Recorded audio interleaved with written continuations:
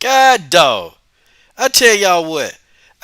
Man, every time I see this thing, my microphone. I have to reset this microphone when I start this. Folks, 5 minutes of your time that you can't get back. It's gone. It's gone. I feel like just starting this whole live stream over, but I'm gonna go ahead and keep the live stream going. And for those of y'all on archive, I'll cut out the first 5 minutes. TJ, what's up, TJ Sports? What's up, man? Y'all, I'm finna get in here and cook today. I see Danielle Hamilton, Marcus Bell, and Danielle, I've been trying to get you up on the show, but y'all don't know, girl, you be thinking you're gonna be embarrassed. Ain't nobody, I ain't gonna embarrass you, shoot. A lot of people come on here, man. They don't feel like they know a lot, but you don't gotta know a lot to be on this show. But hopefully Roger and Genesis Green will pop up in here, and we can go ahead and get things cracking too. But I'm finna cook today, y'all. Hey, Coach Sheldon Harrison is gonna cook. I had a lot to talk about. A lot to talk about today. No XA. I wasn't on a YouTube timeout. Sometimes you get burned out, man. I mean, sometimes you just get burned out. You just don't feel like it, man. Like some days you get burnout. Even me, get burnout. I dropped a couple of videos up, throw something up, but man, nah, man. Sometimes you gotta reset your mind. You gotta reset your mind, and you gotta get this thing right. Okay. I know all my haters are being here. Pearl Gonzalez talking about that fruit roll up costume she had on. Yeah, Pearl Gonzalez sexy though, man. I don't know, man. Hey, I can't get on Pearl about that, man.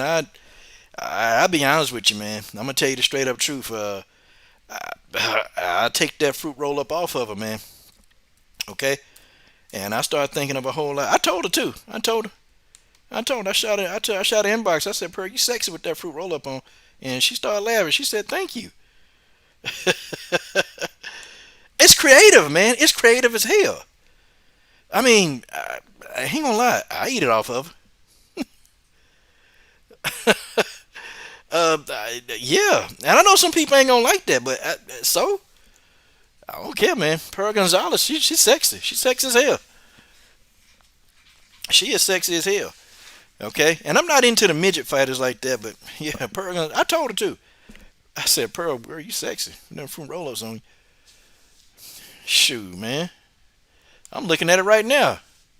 I'm looking at it right now. God, dog. Oh my goodness. It is creative, y'all. Hey, okay. I'm gonna put a picture of that up on the screen. My God, I got a whole new appreciation for fruit roll-ups now after seeing this. I ain't lying. Okay, I'm gonna put a picture of that on the screen.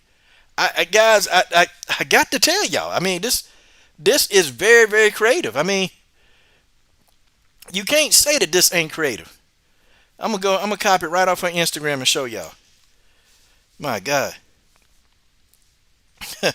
Your fruit rehab ain't vegan. Yeah, okay. Well, I tell you what. I go get us some vegan brand of fruit roll up stamina. Now I say, hey girl, hey put this fruit roll up on, girl. Let me go and get this fruit roll up off of you, okay? Let me go and get this up off of you. Stop playing.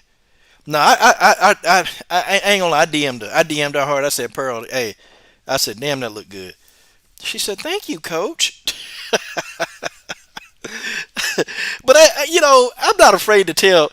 I'm not afraid. Like I'm not afraid to actually tell a fighter something like that. Because I mean, it is what it is, man. She did it for attention, so I gave it to her. I did. I gave Pearl some attention. I gave Pearl the attention that she was looking for. I gave it to her. And guess what? She was much appreciative of it too. Much appreciative. I mean, you know, with anybody else, there's certain fighters that do appreciate that. Like I tell you what, Olga Rubin. Olga Rubin, man, she took a photograph. I said, Olga, you are fine. She said, oh, thank you, coach. Yeah, okay. Yeah, she caught an L to Jillian Robinson. I don't care about that. I mean, grappling, that ain't Pearl Gonzalez thing anyway. We don't care nothing about that. Okay, Jillian Robinson caught that L to Talia Santos, though. That's what happened to Jillian Robinson. She took an L to Talia Santos. And I'm talking about Talia Santos wore that behind out. I mean, Talia tore it up. But hey, it is what it is. It is what it is, okay? She went in there. She did her thing. Can't hate on it. Can't hate on Jillian. At least Jillian tried. At least Jillian tried. She tried to do her thing. Just didn't work out. I don't know. People get upset and get mad about that, but it don't matter. Hold on. I'm getting this Pearl Gonzalez image for y'all. Okay. I'm gonna put this image up on the screen. I'm gonna show you guys. Okay. Better I can show you. Let me see. What's up, Body Snatcher? What's up, man? Okay. What's up, Body Snatcher? And real quick, let me do a quick little sponsorship from one of my sponsors, from my boy, my main man. Let me go ahead and shout him out real quick before I get going. Okay. This episode of the Coach Shelton Harrison Combat Sports Show live stream, my first sponsor ever, Sigjitsu Entertainment. He makes the walkout songs for fighters. I'm gonna tell you, man, if you need a walkout song, any walkout song that you need, go to Sigjitsu Entertainment. The man is brilliant. He will hook up any of you fighters. Y'all need to get this man now, okay? Y'all need to get him now, because I'm telling you, he'll work out a rate plan with you, a discussion. He'll discuss how much he's gonna charge you. I mean, look, man, you can't get better walk. This man writes his own lyrics, gets other people to rap him, but the man is talented. Sigjitsu Entertainment, guys, for your walkout songs. Okay, all right. So let me go ahead and take that off. Okay. Now I put it up there. I don't even know how I got it up there. Now let's put this picture of Pearl Gonzalez up here, and I wanna show you guys, boy. Listen, man, I thought this was creative, y'all. I got to tell y'all, Pearl Gonzalez, one of my favorite fighters. I ain't gonna even lie, she is. But boy, Pearl in the fruit roll up. Now I wish Pearl would have taken some more angles with this. I wish she would have. But God, dog. Oh my goodness. Oh my goodness. If you sit here, you cannot be a heterosexual grown man and think that this don't look good. This is brilliant. This is brilliant. Wow.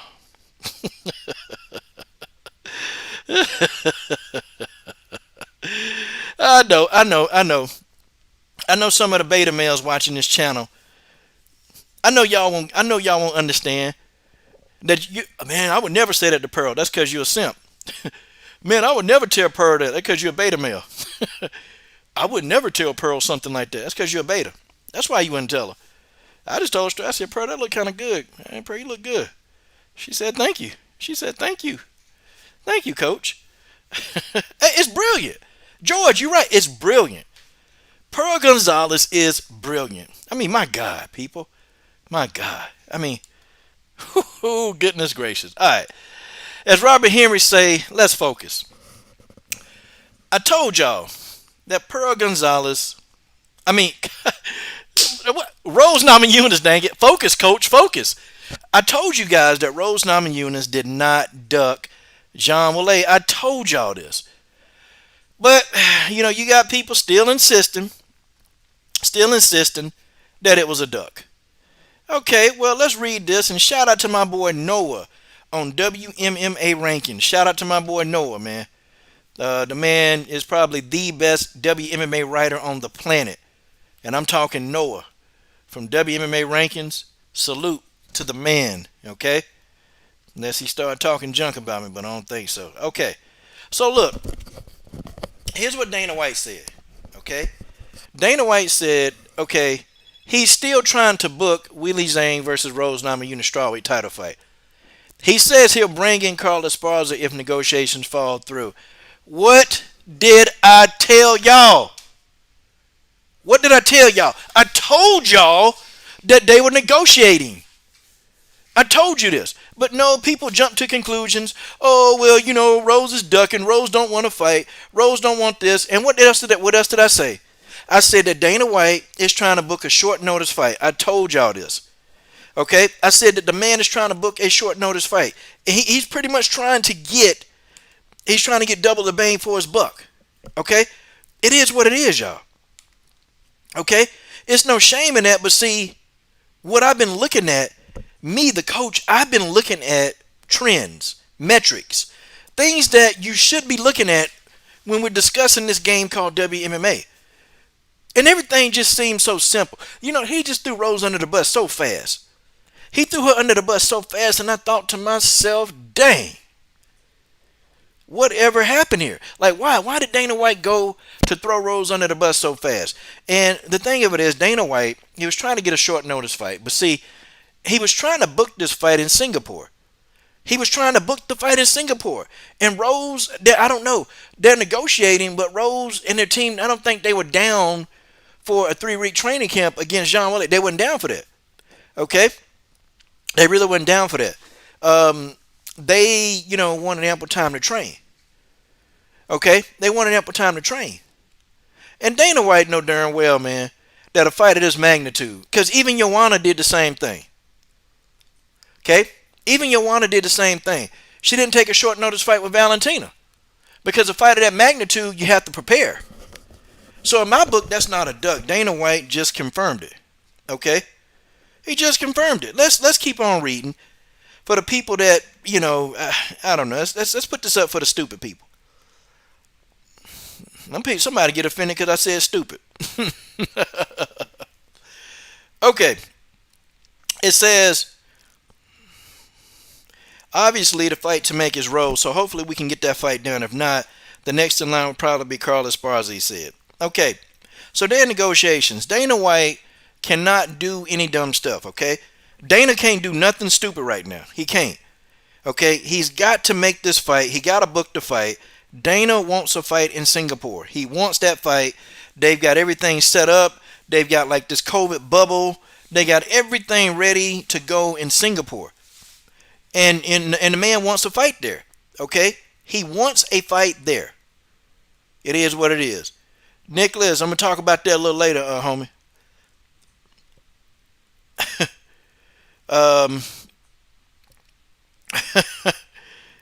Stamina, you crazy.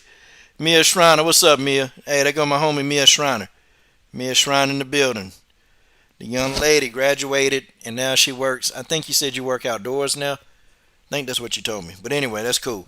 But look, y'all. Look, George Page, Marcus Bell, Stamina MC. Dana wants to maximize. He wants to fight in Singapore, okay? He definitely does want to fight in Singapore. But Rose, they're not taking that short notice fight. They're not going to do that, man. And, Joanna wouldn't take a short. He tried to do that with Joanna. She wouldn't take the short notice fight. And you remember I was sitting here saying Joanna's ducking. And I called that a duck. People saying, oh, man, she not ducking. Well, okay. So we got to say the same thing about Rose. Rose ain't ducking. Nope. Rose ain't ducking. Rose is pretty much doing what she's doing. Okay? Oh, I see my man Roger Allen in the building. Roger. Man, if you got some time, Roger, I just sent you a link. And we're working on that show, guys. It is coming. All of us, we got wrapped up. Because all of us, we're grinders, man. We're working every day, working hard. We're working real hard. So, yeah, man, I'm sending Roger a link as we speak. Let me see. Crystal clean is the man.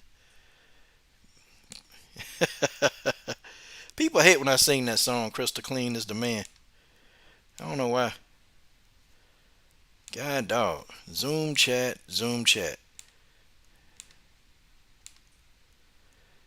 Okay. Yeah, it's already started. Yeah, my Zoom. Okay, yeah. I'm in Zoom. Alright. But yeah, y'all. Guys, it feels good. It feels good to just sit here and gloat for a little bit. It really do. Because, I'll come on here, man, and I'll have the kahunas. I have the testicles to get on here and say, listen, it's going down like this, y'all. Coach, that sounds preposterous. That sounds preposterous, Coach. It's just preposterous. Well, it's not. I mean, it's not really preposterous, y'all, is it? It ain't. It ain't preposterous at all. Actually, it's called everything going to fruition.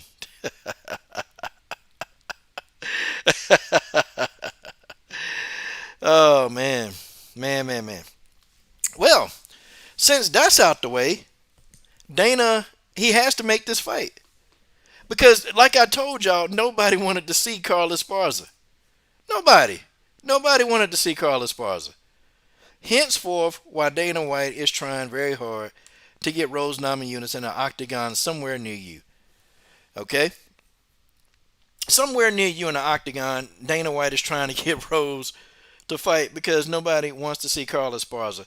And you guys, you already know that headliner, it was suck. Okay, if Carlos Esparza there, the UFC, they can't expect to do good numbers pay per view wise. It's just not going to be great.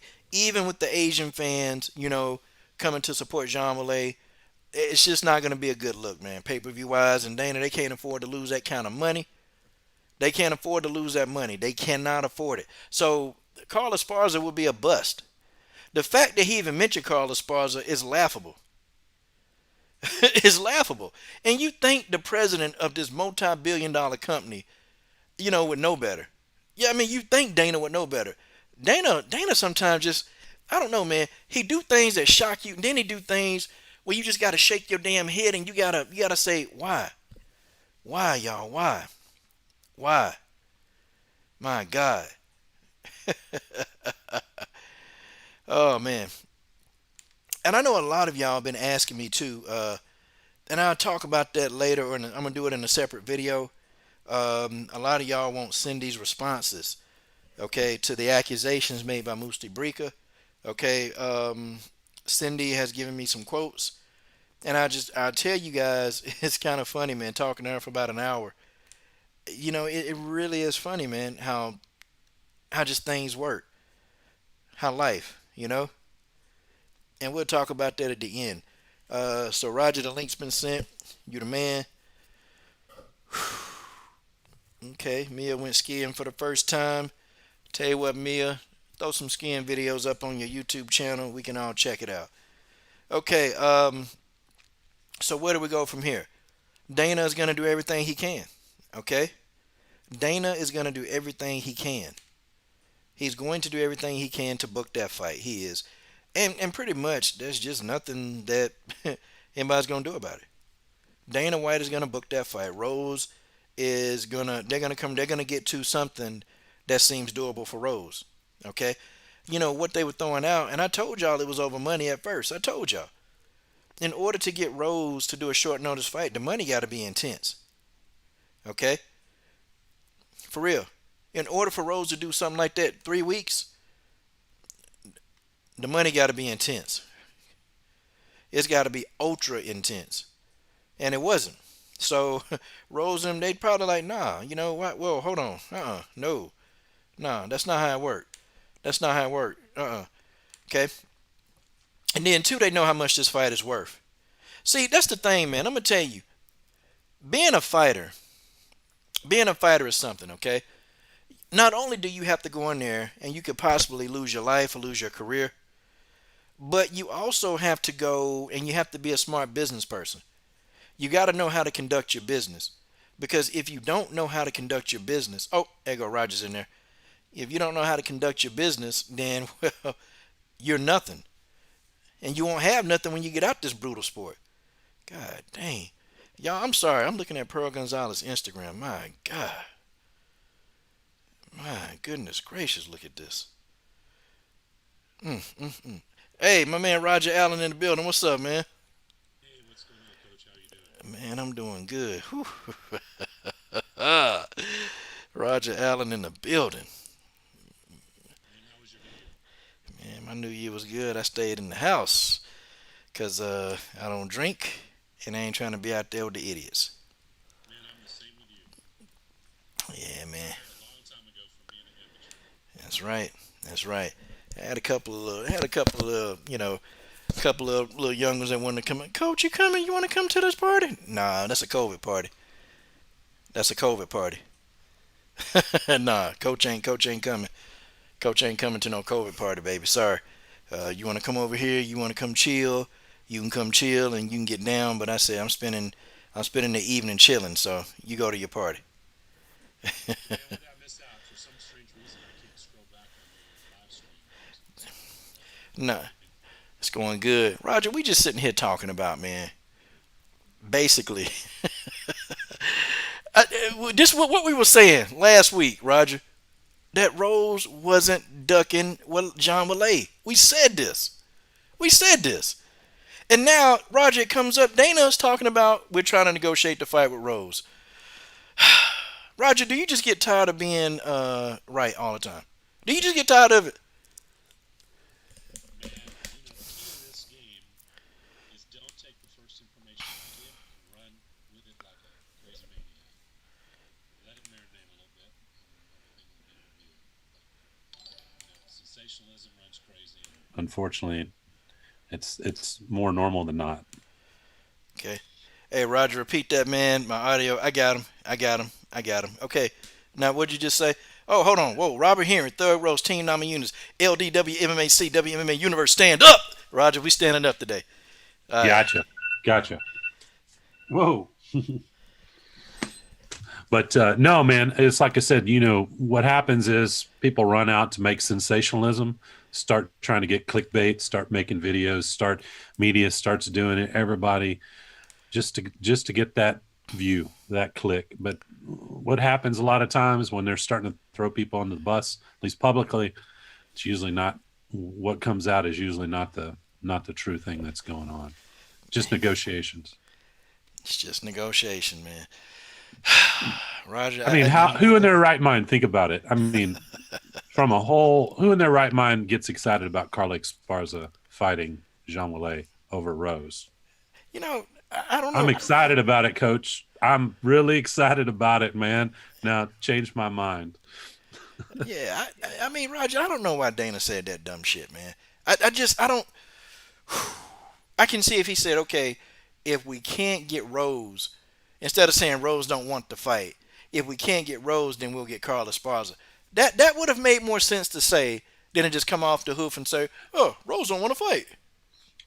Well, again, like you said, Dana now he's dealing with such big issues. He should not be negotiating any fight. He runs a $1 billion organization. Do you think he needs to go and negotiate a fight? He has, his matchmakers, they're executives in that company that have decision making power. They don't have to go run to Dana, every time they make a decision. They all consult, obviously, and he's the ultimate authority. But I mean, it's crazy, to think that that's necessary. I mean, like what he said was, "I'm told that Rose doesn't want to fight." So that can mean a lot of things, but people obviously they take Dana, because he's the ultimate authority. They take what he says very seriously, and then you can go run with it. But, if it says Rose doesn't want to take a fight on a 3 week notice, or Rose doesn't want to take a fight, on a 3.5 week notice, that none of that was disclosed or anything like this. So, that you just can't go run with it blindly. I mean, you can. People do it every day. They go out and run blindly, get all excited, start throwing everybody, trying to make some kind of clickbait and throw people on the bus. But Rose has fought the best of the best. Why would she, what if she said she didn't want to fight? Well, she wasn't sure she wanted to fight again, which, that's not the case. Rose said she wanted to fight, but if she really felt that way, why would she care if she lost against Jean Willet? She's lost. She's been dropped on her head by, Andrade, and she came back. What'd she do?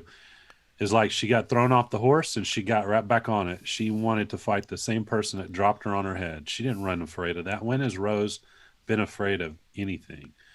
Rose's biggest battle is with herself. She sure isn't afraid of anybody else. So, I mean, that's just what I saw. I got to observe Rose for quite some time, and Rose is no coward. Rose isn't afraid of anything. She's not going to duck anybody. This is what we tried to tell these people. My God. My God, people. You got to listen. And now if you want to have a discussion about will she win or lose in that fight, that's a whole different thing. But when you muddle it all together, it doesn't make any sense. There's really, you know, it's crazy. Rose said she'll fight. She'll fight anybody. She came out and said it. She said it herself. Pat didn't say it. No one, no manager said it. Rose went out on her own YouTube channel and she said it. Yep, and everybody saying, I want to hear from Rose. I want to hear from Rose. I want to hear from Rose. Well, you heard from Rose, and people still don't They're believe it. still they're still perpetuating it. Still, it's Yeah. still being thrown out there. So either the people that are perpetuating it or saying it, either they're not looking or follow Rose or do any kind of investigation. They just run with it blindly.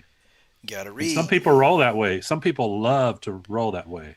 They don't care about anything other than partial truths, and they roll with it. Now, people. Oh, wait, Genesis Green in here. Let me send her a link.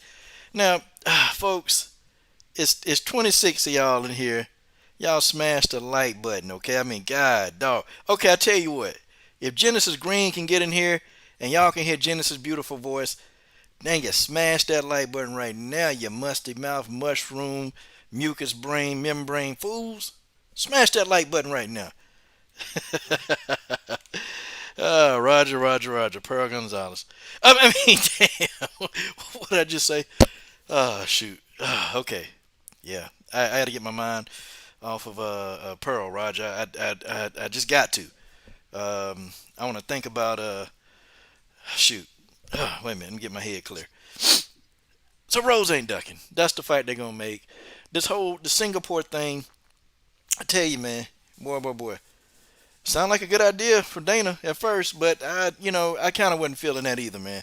I was like, what do you think, man? Rose is gonna, make this deal. She's gonna take a short notice fight. I mean, come on, man. She ain't gonna do that. Fight of this magnitude, nah. Can y'all hear me better Yeah, now? Okay, cool. yeah, they can hear you. Gotcha. Well, I just want to check. I'm reading the comments now. I didn't have the comments up earlier. Okay, he's got the comments up so he can see George Page. George, I got a little bone to pick with you, man. I got a bone to pick with you. Hey, Justin Statham says he would baptize Pearl if you know what I mean. Yeah, I baptize her too. I give her some of this Coke Shelton Harrison holy water. Yeah, that's what I give her. So Genesis get in? Did Genesis Green get in? I'm waiting on Genesis damn Green. Hold on, let me check. Genesis Green. Oh, shout out to Justin Statham get cash in the super chat. He said, "I will baptize Pearl if you know what I mean." Oh man, oh man. I tell you, it's just not easy being us. Let me see. Nah, she not in yet. I think Genesis is yeah. George, you have a pearl necklace for Pearl? Ah, come on, George. Come on, dude. You don't have a pearl necklace. I know you're not gonna spend that kind of money. Not to buy a pearl. I think you may have a shoestring necklace with some candy grams on it, George. I mean, come on, man. Stop. Okay. All right. So, man, I'm looking here at your topics that you have for tonight. That's right. So what are you thinking about 105? Well, the UFC, Dana White is teasing the idea, Roger, of making a 105-pound division. 105 and 105-pound division. He's teasing that idea. Whew, man, yeah, man, that's interesting. He hadn't even built the division that he got called 145. Man, 125, 145. Man, that's a wasteland. They're not going to build that division. I think you're a hater.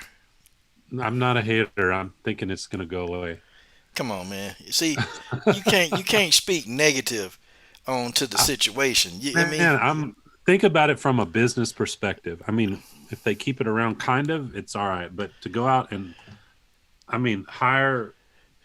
Listen, if you're going to try to build a product, do you go out and get the best talent available, the best product available that you're going to make the most profit of, or are you going to go out and get a lesser product, have a more difficult time developing that product, and make less money doing it? What would you do if you're going to build if you not take the emotions out, if you were going to build an organization and build a division, would you build 145 or 105? If you had a limited amount of resources, what would you do? I build 145 because I can see knockouts. No, I because you like Amazon women. That's see, why. see. That's not true. Well, yeah, that's true. That's true. That is true. That's true. But I like knockouts too. And with those 105s, man. Come on, how many knockouts are we gonna see, man? Nobody wants to see a bunch of midgets running around the octagon. I want to see some real knockout machines running around that octagon, Roger. Well, tell me if who's available at 145 right now. Who would be your 30 that you bring in to build a real division? I want 30 names. 30 names. 30 names is what it takes to build a division. Well, I mean, Roger, when you got Dana White sitting here, No, no, I didn't hating. ask about Dana. I'm saying Coach Shelton Harrison, who wants the 145-pound division. Who are the 30 that you want in your division? Could you name 30 fighters in any division? I can if I pull up the screen. See, there you go. There you go. Okay, okay. Actually, I probably could do it easily at 125, probably 115 too.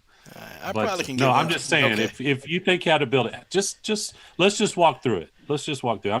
I'm actually kind of joking with you because I know you because it's impossible. But how do you build a 145-pound division? How do you do it? Well, How do you do it? Because Bellator actually at 145, take out Amanda Nunes, mhm. they have a better product than UFC does at 145.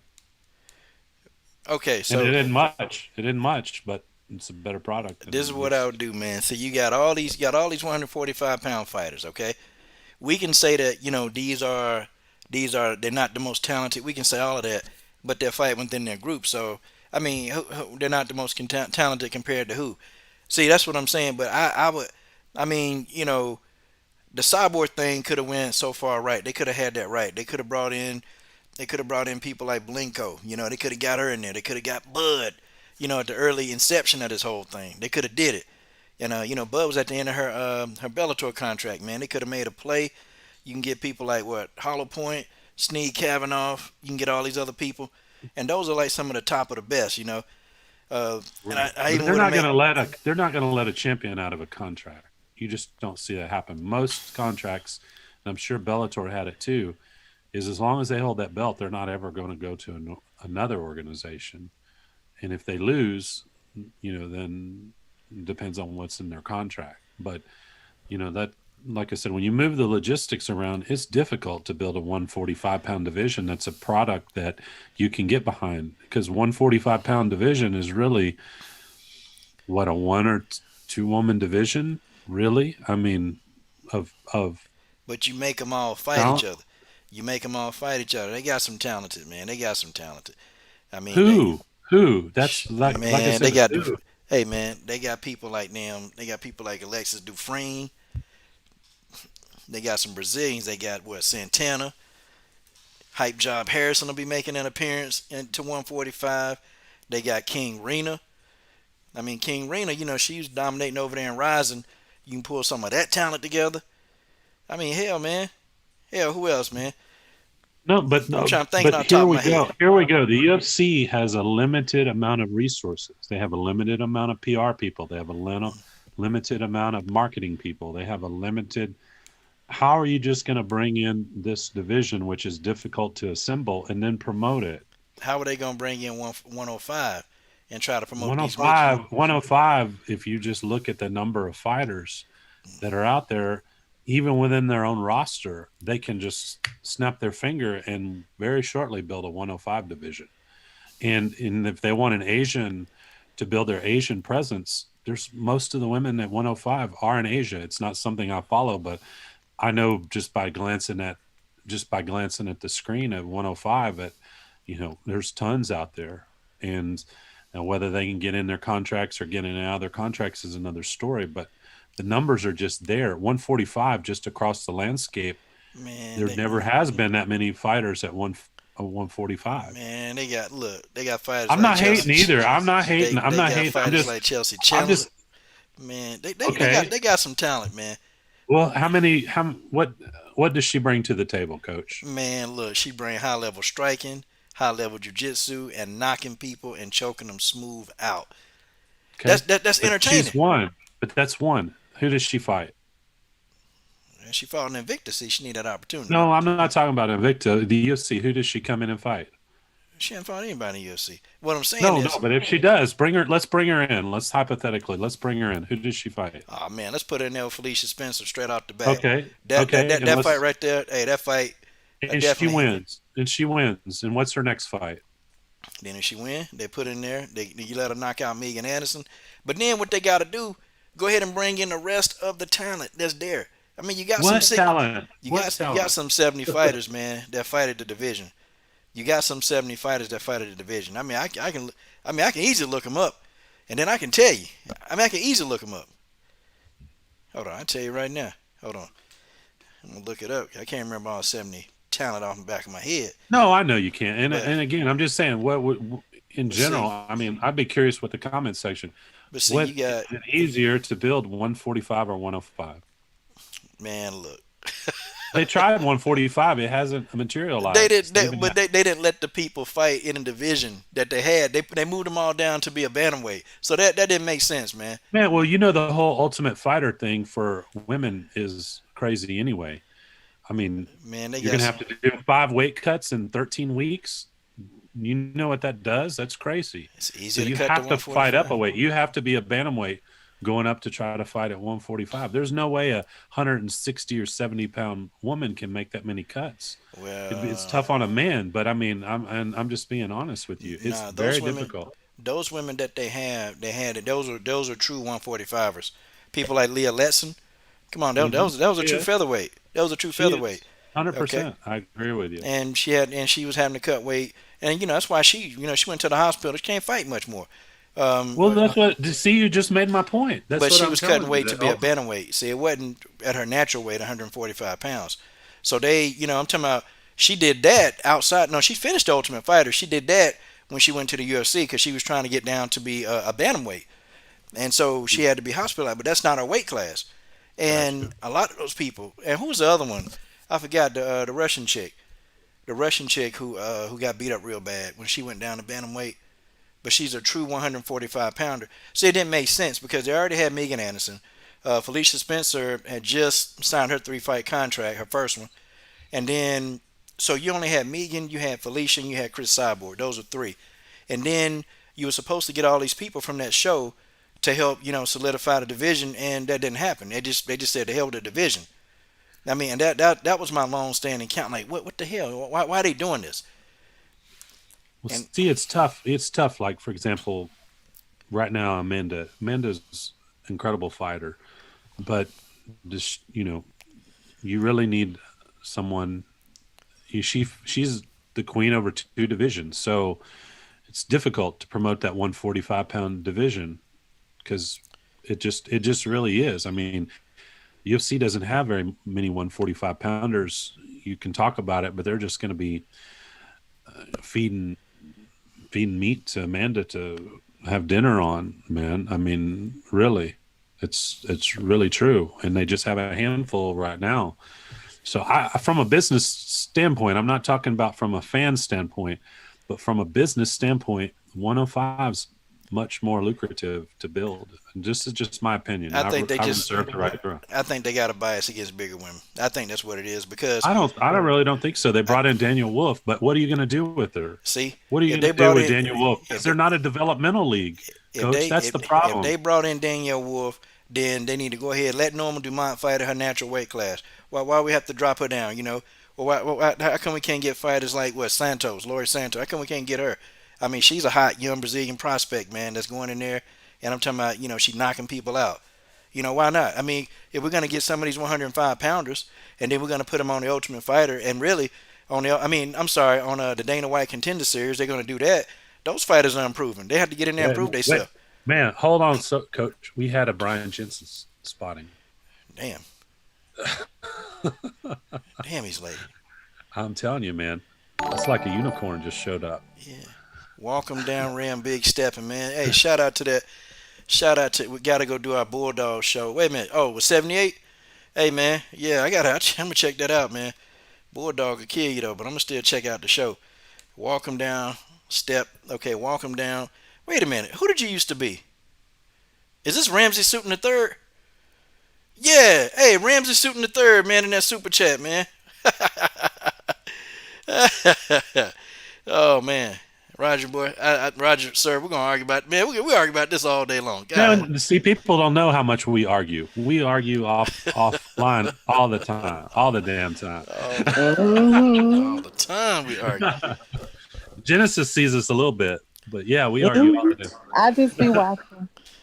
So Genesis Green, Genesis, Genesis, Hey, Genesis. Man, How's your New Year's, Genesis? it's okay. Same Well, shit, good. new, same shit, different year. Yep, yep. Same here. Same here. Well, I hope everything is great. I hope everybody has a healthy, wealthy, and wise New Year. That's I my hope know, for. hopefully. Brian Jensen, man, you gotta email me your phone number, man. I got a new phone, so I lost it. Definitely, man, definitely, we gotta talk big time. Ooh, child, Yeah, Brian yeah, Jensen. Brian Jensen, we gotta talk. Like we got, trust me, we got some stuff to talk about, Brian. And trust me, you gonna want to hear what I'm saying. So, Genesis, we've been arguing about 105 and 145. What do you think about Okay. these two divisions As far as the, for the as far UFC? For the as far as UFC, the UFC like little bitches. So go ahead and do 105. They do. They like little bitches. They do. Hear what I'm talking about. well, let's talk about instead of talking about one other. Let's seriously, Coach. You had some good points. Let's talk about what they need to do, what they need to invest in, who they need to bring in for 145 to make 145 interesting. Because I mean, are you interested really in 145? Yes, Do I you am. really? Yes, I am. You are. High You're level knockouts. interested. Okay, so let's talk about Megan and Amanda. Megan, I Yeah. don't want to talk about her.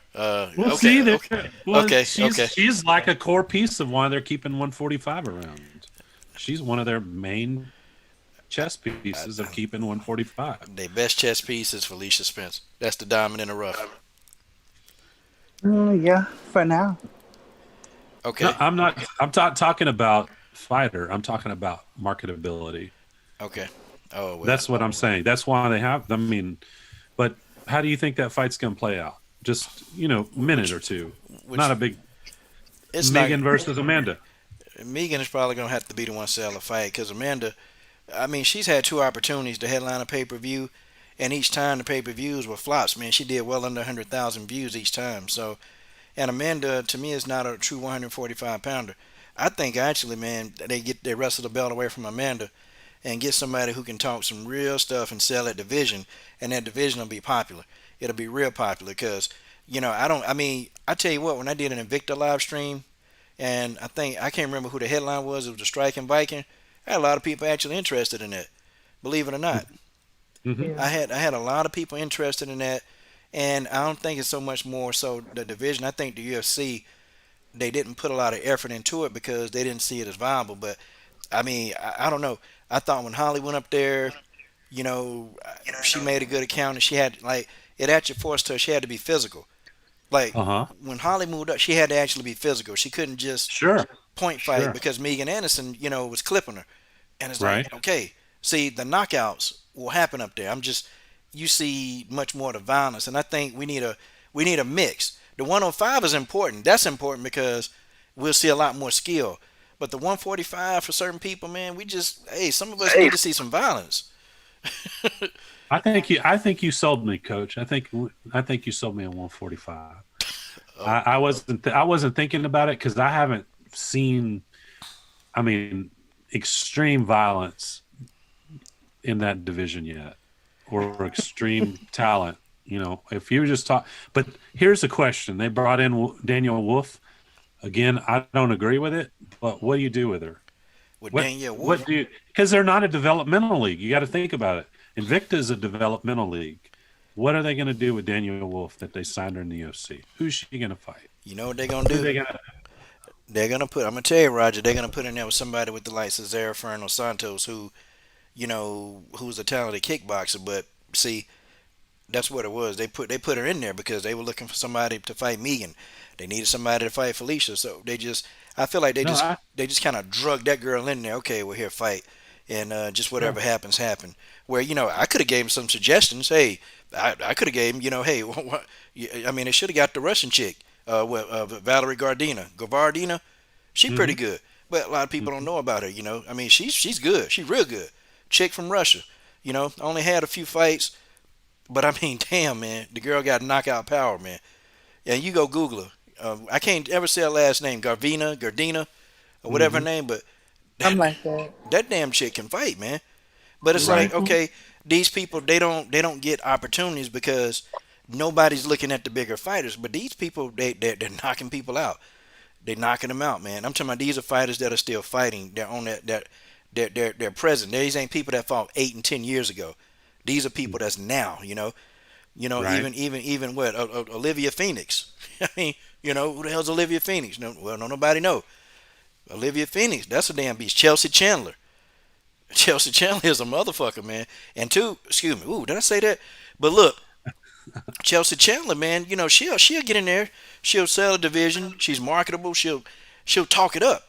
But that's what you You need. See, you she's the, you sold me. You sold me. But like I said, let's go back. okay. Like Daniel Wolf, they brought in someone that should be in a developmental league. I mean, look, she fought a 135er and she got beat by Tanisha Tennant. Yeah, but see, they like Tanisha Tennant for some reason. I mean, they like Danielle Wolf, and I don't No, know. of course, because she's marked. Look what she brings to 145. She brings looks. She's well spoken. She has a background of Olympic boxing. She checks the boxes, but it's like Sage Northcutt. You check all the boxes, but you got to come in and win. If you can't check that box, the rest doesn't matter. But you have to check off lots of boxes to fight in the UFC, and that's what I'm talking about. Oh well, damn, Danielle didn't check off any of these boxes. I mean, No, uh, she's pretty. You look at her; she's a gorgeous woman. She's talented. She has had history of fighting, not in MMA. Allegedly, she could never get anybody to fight her as a professional. And that was she was having difficulty having fights. That's how I think she even got ultimately on the Contender Series true. because that she's got a name, she's big. A promotion gets behind her. Of course, everybody's going to try to get money out of it because they know they're being brought in as a mark to develop this woman. You know, it's difficult for people, to with somebody with a name like that. It's not easy to start building them up. An organization has to get behind them. So the UFC did it, but I'm just curious of what do you do with her now? You have a developmental level fighter brought in to what in two fights she gonna fight him. She beats. Let's say she beat Felicia Spencer, which I'm not certain that she can do that. Let's say she beat her. Okay, let's say she beat Amanda. Uh, beat Megan Anderson. Hmm. Next fight, she's fighting Amanda Nunes. How do you think that's going to go down? It's gonna get bloody, battered, and destroyed. Well, see, and that's what everybody you bring into 145 right now. There's not enough pull to fight to even develop to fight Amanda. You're coming in one or two fights. You're coming in for a potential title shot. Felicia Spencer, what'd she do? She dropped right in the UFC fight, title fight, right? Yeah, because they didn't have they ain't have anybody That's else. you just that's what I'm saying. That's what I'm saying. It's right now it's just food because there's not even enough to build an interest in the division because there's not enough people to fight. I That's think. the challenging part. I'm actually you sold me. Okay, let's bring in the violence. Let's bring in the bigger Hmm. athletes to come in and fight. You sold me, but now how do you do it? How do you do it with the resources and the limits that are out there of bringing them in? How do you do it? Okay, wait a minute. How I do what? How do you develop that division? How do you do it? I mean, you say, okay, well, we bring this person in. Okay, let's say they went out and signed 30 right now. Hmm. Okay, well, that's what they're going to have to do. But what are they going to do with the other 600 they have on the roster? And they just dropped. They're going to drop potentially 60 off the roster. Well, And they're dropping some people that are big names that, of course, they have big salaries. They may not feel their values worth it. But, the UFC, for every fighter they bring in, they have to have staff and resources to try to promote these fighters they bring in. well, I tell you, they can promote them. They can promote them, and they promote the UFC. They'll promote you if they want to promote you. and they won't, and that's okay. Some fighters don't even need promotion, but there are some fighters in that 145-pound division. They're gonna come in and they're going to promote that division with or without the UFC. They're gonna do it themselves. Just like when Megan Anderson was in Invicta. I mean, who the hell? I mean, how do we all know who she was? She was constantly promoting it. You know, She promoted because she basically started talking, calling out.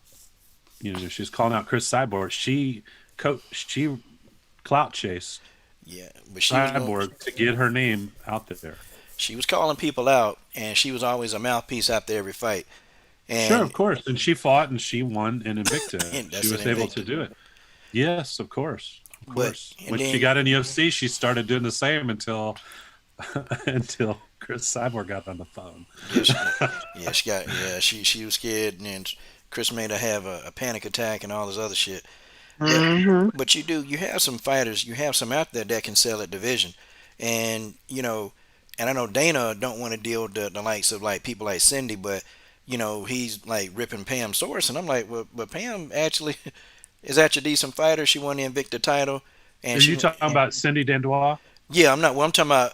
I know he don't want a Cindy in there. I know he don't want her, but No, oh no, because on TV, Coach. Again, this is where it comes back to the aesthetics, or not aesthetics of looks, but the actual beauty of the fight.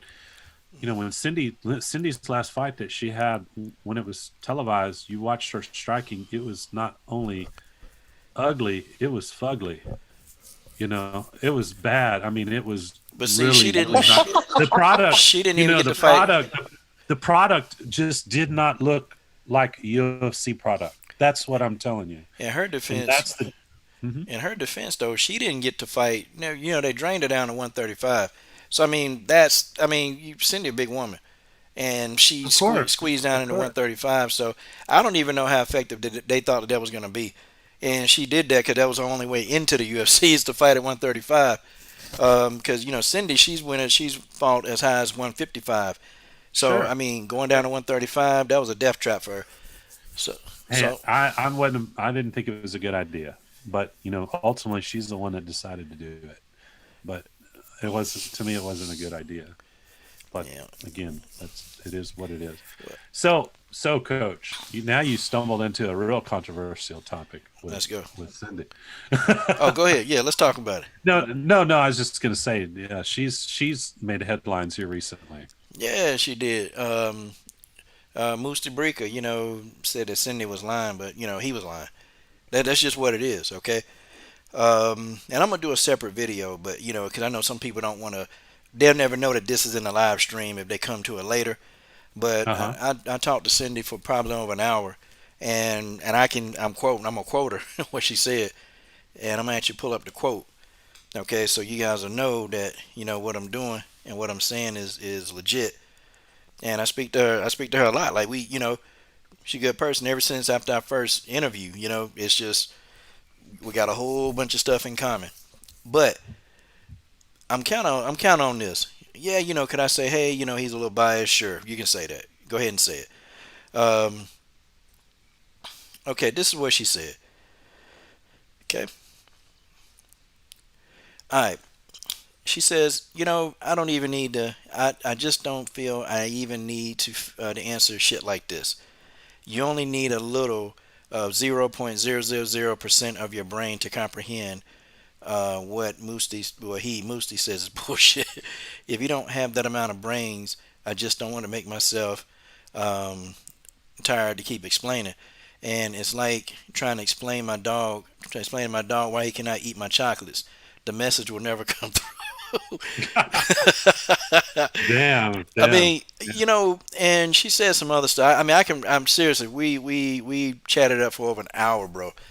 And Mm-hmm. here go the thing, man.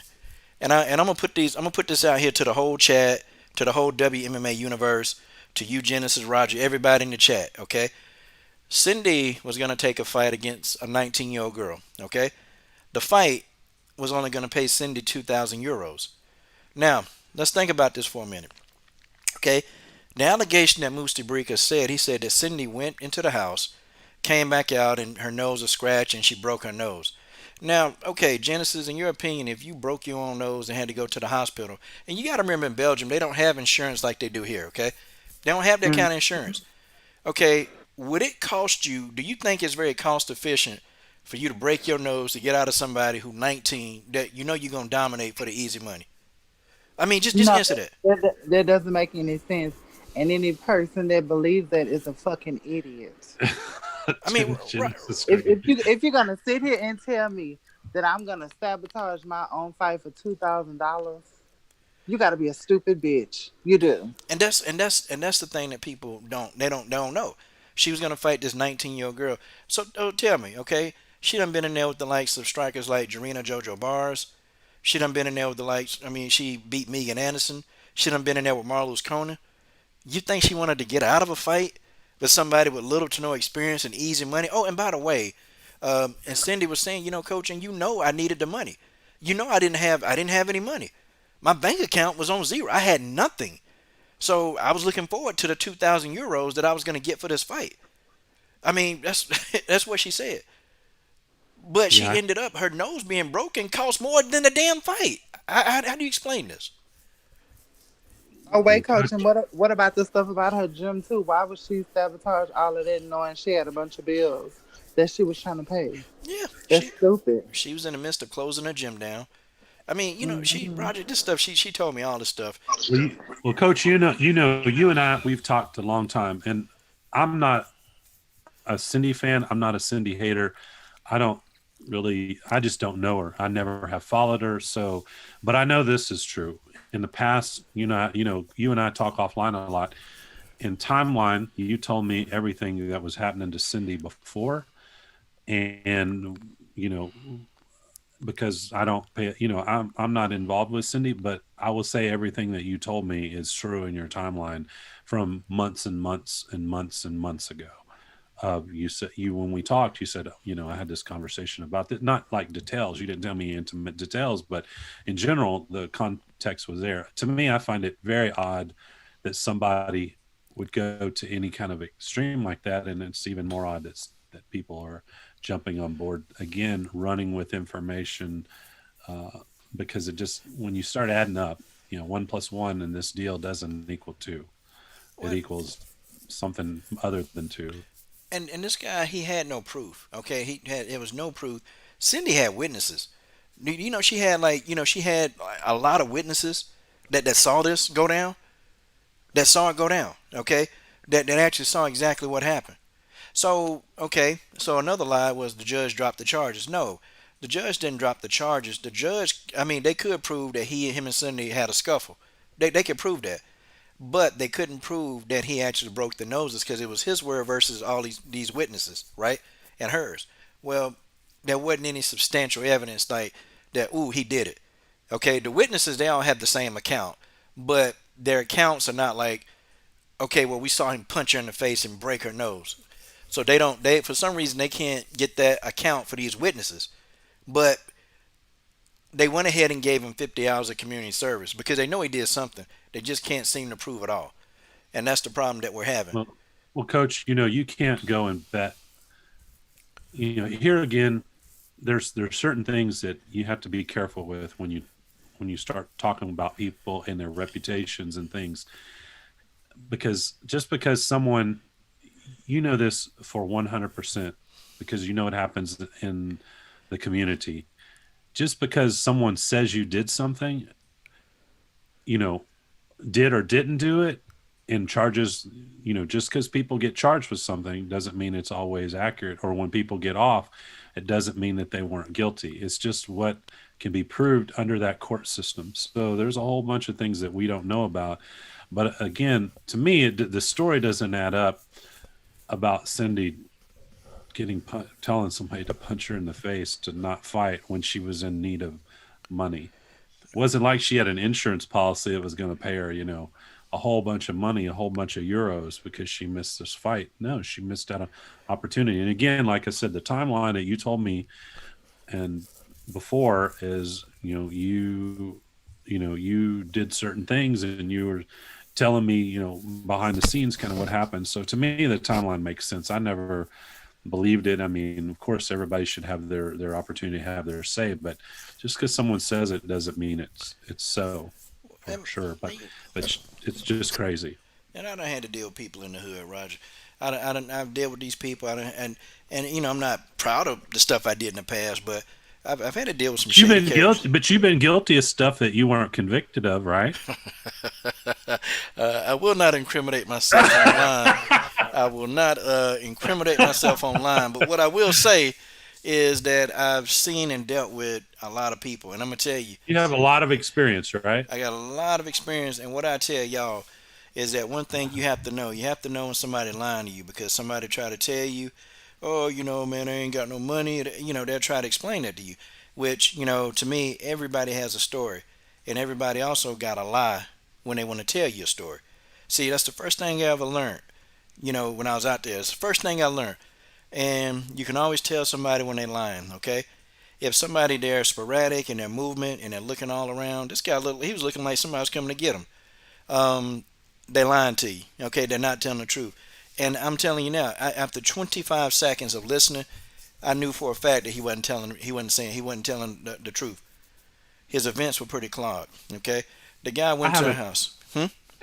I haven't watched any video of it, but I'm glad you did. But I just heard the allegations and saw the result. But go ahead. I'm sorry for interrupting you. Well, the guy went to our house and, shit, I broke it off with him and pretty much, told him that it was over. Said, hey, it's over.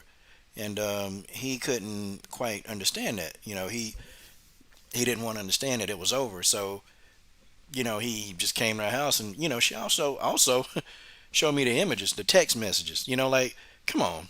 And you know what she could have did? She could have really, really destroyed his life. You know what she didn't do? She didn't turn over the text messages.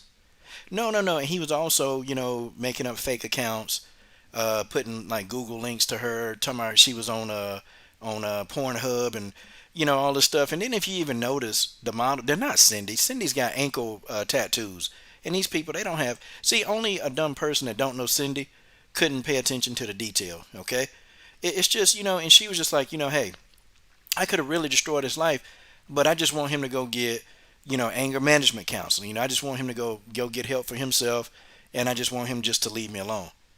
Come on, man. Come on. Seriously. Seriously. She had him right by the testicles. She had him right by the testicles.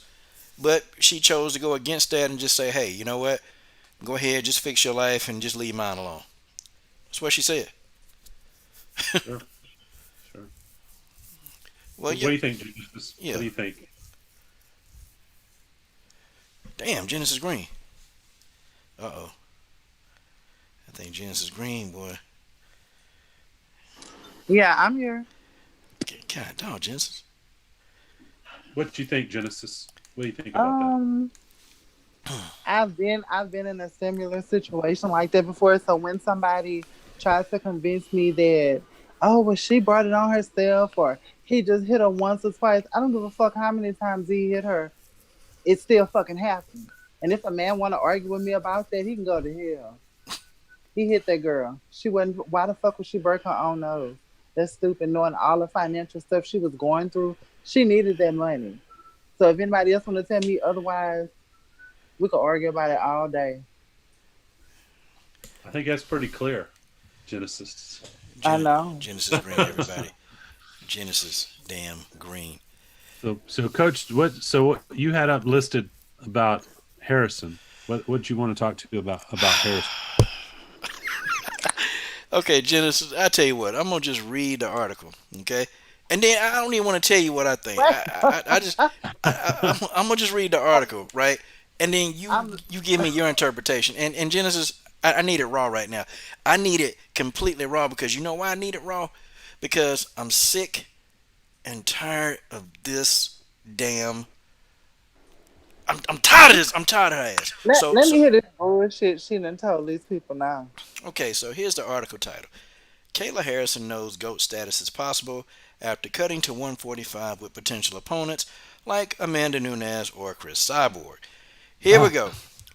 When Kayla Harrison made the decision to move into MMA after claiming two gold medals at the Olympics, she did so with one purpose in mind to become the greatest fighter in history. No problem. Okay, considering Harrison had already conquered the judo world by becoming the first and only American to claim gold at the Olympic Games, her drive for success was undeniable. Ooh, okay, let's get down to the good stuff, okay? Despite all those accolades, Harron's biggest criticism has usually come down to the level of her competition. While fighting at 155 pounds isn't as dominant. As dominant as Harron has been, there aren't very many established fighters competing at the lightweight in the women's division. Ooh, we said that. Which stands as a roadblock to her ultimate goal in the sport. Okay, just recently Harrison cut down to featherweight for the first time in her career before she demolished Courtney King. It's 2 rounds. Okay, blah blah blah. Let's skip to all that. Okay, then she knows her path towards greatness becomes much easier if she's fighting at 145 pounds because potential opponents such as two division UFC Amanda Nunes or Bellator featherweight champion Chris Cyborg are also competing in that weight class. Now, this is what Hype Job Harrison says, and I quote: 145 pounds will definitely be more beneficial to the business of Kayla Harrison than 155. I wouldn't say I'm stoked about cutting to 145. I didn't enjoy it. But I do know that in terms of opportunity, it's just going to be a better fit for me. We'll see what happens with the PFL. I'm going to finish my contractual duties, and obviously, they're working hard to get more fresh talent in there. I'm super excited about that, but right now, just take it one fight at a time. And then, what'd she say? I was miserable, like I said. I didn't know if I was going to get to fight because of some issues. I'm sitting down alone in my room like I should order some pizza. What am I doing this for? What's the point? It was tough, but mentally, I know if I cut weight by myself in that scenario, I can do it anywhere. Ooh, ooh. I'm not going to say that, though. I'm pretty proud of myself because I'm Kayla. I was a professional. I did it the right way without starving myself, without panicking. It went good. I didn't enjoy it, but it went good. Okay, let's get to the good part. Where's she at? Oh, she says I can't talk like her no more. I'm pretty patient. I stayed with the course despite the crazy year we've had, but blah blah blah blah blah blah blah. Okay, here she goes. I think I've been very patient with my career. I haven't rushed it. I haven't stepped in there after 2 fights and tried to fight an Amanda Nunes or Chris Cyborg. I think I've developed my skill set. I think I've grown tremendously as a fighter. Okay, keep name dropping. You keep on. Okay, I can't take no more. Okay, Genesis, your thoughts. Let's go. Shut the fuck up. There goes your monetization, coach. Yeah, I got Window. yeah the monetization. Oh my gosh, I'm so sorry. It's okay. Nah, it's okay. I mean, we knew that coming in. Don't worry about it. Like I'm just so annoyed. I I am like I'm just like so floored. I mean, I don't know. Genesis, please stop. Please, please. You're Oh my killing me. god, like We need the I real just Genesis Green. I No, just no. need to go shopping at Melrose. What Oh is my going on, God. Genesis? What is going on with this? Like I don't know, like I don't know. I'm just like so annoyed. I mean, 145, but I mean 155. I can just, cherry pick. I can just fight lower tier fighters. Maybe I can get up to like 20-0 and be undefeated. Oh man, Coach, you just sold Genesis. You just sold me on 145 because I want to see the 145-pound division develop so Kayla can come in and Amanda can knock her the beef out. Mhm. When it Oh, comes to fighting at 145, Kayla Harrison, we asked you, were you scared? The lie detector test determines that was a lie. This fraud ass bitch, I'm so sick of her. cook, I am. cook. She is pure trash. All she has is judo. Her striking is trash. Everything else is fucking trash. Dumpster juice. Bottom of the barrel ass bitch. The only thing she can do is take you down. That's it. And if she can't do that, what does she got? Oh my What does god. she have? I mean, anybody can take somebody down and ground and pound them and cut them open. I mean, that's nothing. But to actually be able to strike and kick, and she has nothing but judo. You take that away from her, she's a basic bitch. bitch, and in that order. Oh damn, Wow. damn.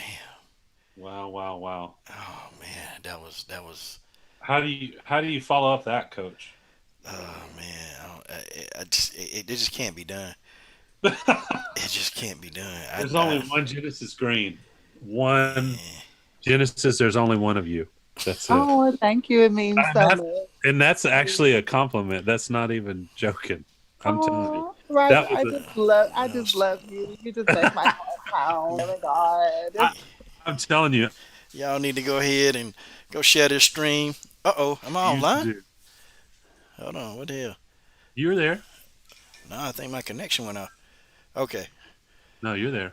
I thought I heard my connection go out. No, Y'all, you're good. You're good. You're good. Man, here's what I want to see, man. I'm gonna tell you.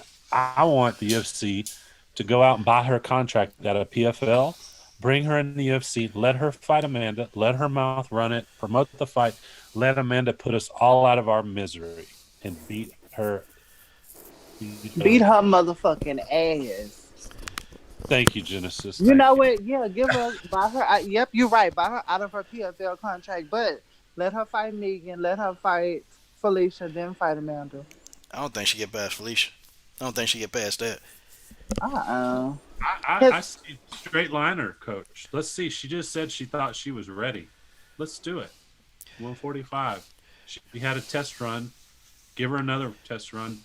Beat her somebody else. Let her win. Let her run her mouth. Then UFC should go buy out the contract. Bring her in. Pay her a reasonable amount. Don't overpay. Let her fight. If she wins, let her give her a good show and win. Or if she wins, she can get something, and then let Amanda put us all out of our misery. Because I'm kind of like Genesis. I'm just tired of hearing about it. Too Yeah, much because she talk and always talking shit. too much talk and not enough action. And she always That's name Yeah. dropping. My whole thing is, she's always name dropping, and it's like, okay, come on, you still ain't got the motherfuckers you said you're gonna get yet, and no. it's still people who want to get you, I mean, Chelsea Chandler already said she looking for smoke, okay. Kayla told me, oh well, come on, I'll buy you a plane ticket down to ATT. I'll do that. I'll do that. Kayla, They should make that fight right now. They should make it. they need to make that fight because they've been going back and forth. And Chelsea Chandler said, "How you gonna come to Invicta? How you gonna come to Invicta and you don't want no smoke with me, but you gonna choose Courtney King? Come on now, come on. What is that? And all the stuff that nobody else wanted to fight you. Well, that was a lie. That was a lie because she kept. What did Kayla say that nobody wanted to go up and do a catch weight? Nobody wanted to do a Yeah. catch weight. Well, Courtney King didn't do a catch weight. Courtney King didn't do a catch weight. See, that bitch so full of shit.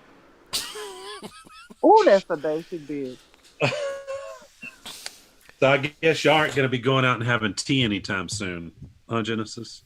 Like, no, I don't do fake bitches. I don't. I'm just tired of her running her mouth like, girl, you really not even that good. I mean, if you fight people that can stop your takedown, you're basic. You're one dimensional, bitch. You are a one trick pony. That's it. All you have is judo. That's it. And she better be You're real. Ronda Rousey 3.0, but she's gonna run into a Holly Holm 3.0 and she'll get knocked the fuck out too. And I tell you something too, man. If she really thinking, if she think Amanda is her ally, she crazy. Shit. Amanda, Amanda beat her best friend up. Remember, Amanda beat the shit out of Raquel. Woo, Raquel took a ass whipping. And that was her friend. They cooked dinner together, and Raquel and Amanda beat that bitch so fucking good for 5 rounds. She whooped her ass like she stole $1 million. And that was her friend. So what you think she gonna do to Kayla? If you beat the shit out of your best friend that you sit and watch movies and y'all go on trips together, then of course you go whoop somebody ass who really ain't your friend. yeah, true.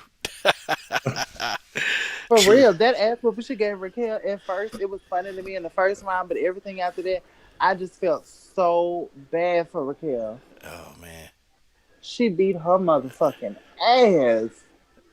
destroyed. Woo, she whooped her ass. Like I was watching a fight in Fifth Ward. She beat her ass so good. and then told her, "Oh, afterwards, I'm gonna take you out to eat. I'm gonna buy you a drink." Girl, what? Oh, oh, oh man. Ooh, she beat that ass. I, I, I think she's roasted. I think she's well done tonight, Genesis. Oh man. I Well, think she. good. I think. And I know she probably be listening and googling stuff about her name. Yep, you got roasted, bitch. Hey Genesis, Uh huh. what if Hype Job Harrison just like hit you up behind the scenes and said, "Hey, if you want to come deal with me, I'll fly you down to ATT like she did Chelsea Chandler." What would be Girl, your please. response? Let me tell you something. I've been a good street fighter for well over 10 years. She get knocked the fuck out. I didn't put men on their ass. So she can try that wrestling shit with me if she wants. She'll get her neck broke. Oh man. For real. I am a true street fighter. She'll get hurt. She will really get hurt. So would you crack upside the head with a pole? Oh no. With my fist. Her stand up is trash. By the time she done got in her corners with me, coach, I be to hit that bitch 10 times. What are you talking about? Oh my god. Oh my god. Man, I think. I Coach, think. coach, I I can think, crack. Coach. I think we have the baddest co-host on YouTube. Man, she the This best. is She is bad. She She on. is Michael Jackson kind of bad. That's how Okay. bad Green So, is. man, y'all need to tell y'all mamas, tell your daddies, tell your best friend, go tell your great great granddaddy with the glass eye. Tell them to come hmm and check this stream out. Man, the best. Boy, Genesis Green is cooking in here. Y'all share the stream. Y'all stop being stingy. hmm Oh man. Comment Man, section don't mean nothing, man. man. So Them so comments don't mean nothing. man. So what do you think? We're gonna go on to Izzy and Jan. What Yeah, do you think? let's get on there, man. Izzy and Jan. Izzy and who? Is Israel Oh, Adesanya versus Jan Blachowicz. whew. The style Somebody should bender, take her ass whipping. style bender versus Polish power. I don't know. It's gonna be a good matchup, man. It's gonna be a good matchup. I don't. I think we're gonna see much more action. Well, we're gonna see much more of a fight than we did against Paulo Costa because I knew Paulo Costa was hype, but Jan Blachowicz not hype. No, he's good. Jan Blachowicz can fight, He's got some iron in those fists, and it's gonna be a good fight. hmm and Israel Adesanya has been knocked out before. hmm I just Remember, he almost got knocked out when he was fighting Kevin Gastelum. Kevin Gastelum knotted his ass up. Ooh, shit. He won, but he looked like he lost. Kevin Gastelum knotted his ass up. It's gonna be a good fight. I'm gonna have to look and study this one a little bit, but Yeah. it's gonna be a good one. This is one we should break down. Oh. yeah, we can do we can do like a mini one. I'm gonna tell you though the way he I'm gonna tell you the way he took care of Dominic Reyes. I'm talking about he made Dominic Reyes look like an amateur man. Dominated him. I'm like, He whoa. did. He And John Jones struggled with this guy. Yep. yes. I said, damn, damn.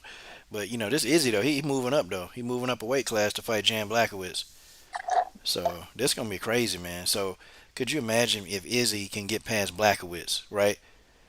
Then he's hmm saying after he get past Blachowicz, he want to move up to heavyweight, and then he said he want to deal with John Jones. Oh, he gonna get beat the fuck up. No, no, sir. Man, No. Them heavyweights? Hell no. He'd be yeah, lucky. You know what, too? But I think these fights need to realize just because you're good at a certain weight class, when you move up, does not automatically mean that you're just gonna dominate because you dominate another weight class. Shit don't work that way. He can move up and get knocked out. yeah. And I'm not really too sure about his chin. I just think that people not able to test his chin because he's so defensively sound that his chin is. I think that chin is weak. Yeah, I think his chin suspect. Who that was that dropped him? It wasn't Kevin Gastelum. It was somebody else. He got knocked out in glory. Yeah, I'm talking about he got Someone knocked out. Yeah. they posted up there. Alex Pereira knocked him out. I think Alex Pereira. He finna. I think he's about to be in the UFC. I think That's the what guy. I. Mhm. Yeah, if I remember. and he knocked him out. I'm talking about, man, it wasn't even. It was a hit. I'm talking about he hit him clean. I'm talking about clean on the chin, and Izzy did not get up. I'm talking about he was laying. He was looking up at the damn ceiling. You know how they be looking, and damn, Who he took her ass did I whooping. just get my ass knocked out? Oh man, Mm-hmm. is the fight No, over yet? Yep. you haven't discounted. You can't discount Izzy. He's good. He's really. Mm-hmm. But this is going to be one of those fights that, I mean, it could be a barn burner or it could be over real quick. Yeah, if we thought he was defensive against Paulo Costa, yeah, he gonna be real defensive, man. Boy, I had to put that knockout up on the screen, man. I'm talking about, man, he had Izzy stiff. Like you know how when you Mm-hmm. knock somebody out, their body goes stiff. Yeah. Y'all know what I'm talking about? I know what you're talking about. And that's you really knocked out when you the fight's over basically. Mm-hmm. I'm gonna put it up on the screen. Hold on, I'm gonna put it up on the screen. And I was like, man, when I saw that, I'm like, yo, if somebody really catch him good, that's it. He's done. Like he could easily get knocked out. Oh man, but Pearl I Gonzalez. remember didn't Yariel hit him and knock him to the ground? Yeah, yeah. Yoel Romero hit him. Yeah, he gonna have to use his reach advantage though, cause he got a reach advantage over Blackowitz. He gonna have to use that. And man, if this man ain't pumping his jab, this man is losing. I'm gonna tell you that now. If this guy if he do not pump his jab, that's it. Over. Yeah, okay. So that's a photo Mm-hmm. of him. I'm talking about he was straight springboard still. His toes curled up at the like god dang. Like yeah, like dang yo, look at the dude toes, man. He got one toe straight, one toe like stiff, and one toe bent, and god dang. Ooh, he took her ass whipping. Oh my goodness, man. Mm. Damn. So Roger, I mean, what you think, man? What do you think? What do you think Blackowitz would have to do, man, to try to get this fight won, like on a mini level?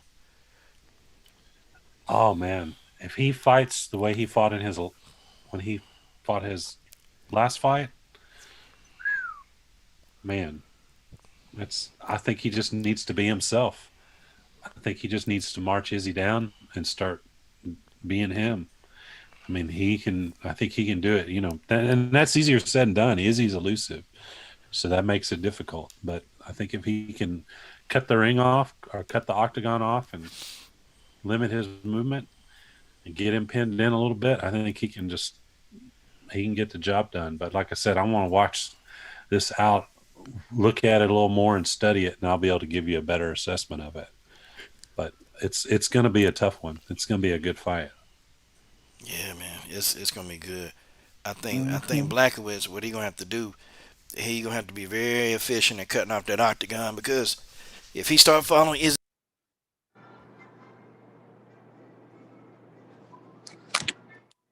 You there, Coach? You went deaf on us, coach. Hello. oh okay, sorry, microphone sometimes do that. Yeah, see Izzy, his power is very deceptive, and see he looked like a little skinny dude that can't hit, but you let this guy punch you straight on, he gonna put you down. So what he got to do, what Blackowitz gonna have to do, he gonna have to cut that guy off, man. He gonna have to cut him off, and he can't let Izzy stay at a range and beat him up with his jab, because Izzy jab is a weapon too. That thing, he be stunning people with the jab, and Mm. his kicking game is dangerous. It's nasty, man. That man can kick. So I mean, Blackwood's probably gonna look. He gonna try to. He got to set him up, man, to hit him with his right hand. He gonna have to set him up, and he gonna have to catch Izzy. Got to catch him in between. Like he gonna have to take one probably, get in on the inside and take one to land his power shot. But see, Blackwood's only need one shot. That's the only thing you need. Mm-hmm. You can be beating him up the whole fight, but if he hits you one time, it's lights out. It's over. And that I agree. And stamina, you're right. That happened a long time ago. And Izzy's very defensively sound, and that's what's going to make it challenging. You're right, Coach. We'll see how Izzy can fight off his back foot with a jab. If he can fight effectively off his back foot, and then wait to the right time and blast him with some kicks, it's going to be a really good fight. But Jan can change. He can lights out anyone anytime with those punches. So that's you're 100% right. It's going to be if they get into a exchange, then Jan can clip him and it could be over lights out. But if Izzy has his way with him, pumps a jab, evades, fights at distance, he can just beat him on points. Yeah, I think Izzy knock him out. Wear him down. Hmm. Cause Izzy, I mean Izzy be knocking dudes out. I'm talking about he hitting them, and it's just they fall. I mean, Mm-hmm. Israel Adesanya, his power is legit. I'm talking Oh about yeah, yeah, oh and yeah. the way he stands, it don't even look like he's generating that much power, man. But I'm gonna tell you though what's good. Izzy can set his feet real fast, throw a shot, and then move. He can do that so quick. Like if you ever watch him, like even when he's moving backwards or moving, he can still hit you with something. But Hmm. he's got the ability to set his feet and not be stationary. Like he'll set his feet, bam, pop you, pow, and then he gets out of the way, and then he goes to another spot, takes an angle, pow, pop you again, and it's just like it's kind of crazy watching him fight. It's almost like you just watching something like very smooth and fluid. It's almost like you watching water just flow down the river when you see him fight. And then the way he slip punches, the way he catch them, the way he roll, and then the way he roll kicks, the way he checked those leg kicks, and it's like the man can see leg kicks coming. It's almost like he know when you're doing a leg kick. So I think Blackowitz to me is a little bit more stationary. Hmm. He's a bit more Hmm. stationary, and he's going to be a little bit more hittable. But Jan also got a chin too. Jan can take a lot of damage before you. I mean, you have to literally beat this guy. You have to beat him down in order to win. Like you're just not going to just beat him on points. Like he's not one of those guys that want the fight to go to distance, and rarely does a fight that he fight go to distance. So, whoo boy, this gonna be a good fight. We'll, like I said, we'll break this one down more. And now you got Pena versus McMahon. Ooh yeah, Juliana Oh, Pena. I'm gonna tell y'all something, y'all. I'm gonna tell y'all something. This Juliana Pena got to win this fight. Um, she got to. I'm not saying that they're gonna remove her from the UFC, but I think this is a fight that she got to win, and this definitely a fight Sarah McMahon got to win. But for Juliana Pena was literally one fight away from a title shot. Had she could have beaten Jermaine Durandame, and she was winning that fight before she got choked out, Juliana Pena would be probably fighting for a title right now. You know, Hmm. I think this is a fight that Juliana got to win. She got to win because the UFC, Jermaine just fought for the belt, so it's like that ain't gonna make sense, right? It's not gonna make sense. You know what? Well, okay, Jermaine get a title shot. I think they really want to give Juliana a title shot, but I have to see what you guys think first before I go in even more. I think if she could win, maybe so. Because I mean, it don't make sense to put Holly back in there. She got knocked out. She beat Jermaine. Who else is there up there? Aspen last. She don't deserve shit. Man, Like, so I mean, yeah. So whoever win out of her and Sarah should get the next title shot. Or if they want to do it that way, whoever win, let them, I guess, fight Aspen Lay, and whoever win from that should get the next title shot. See what I'm saying? Yeah, yeah, yeah, yeah, yeah. I definitely, If I they see. want to do like a, like a build up. Okay, what? Pena. What I like about Pena is if she's going to fight, she's good at building up a fight. She's good at Hmm. pumping it up. She's really good at that. Now, the actual fight here, man, this is going to be another good one. Oh, It's with Sarah McMahon, you never know exactly who's going to show up.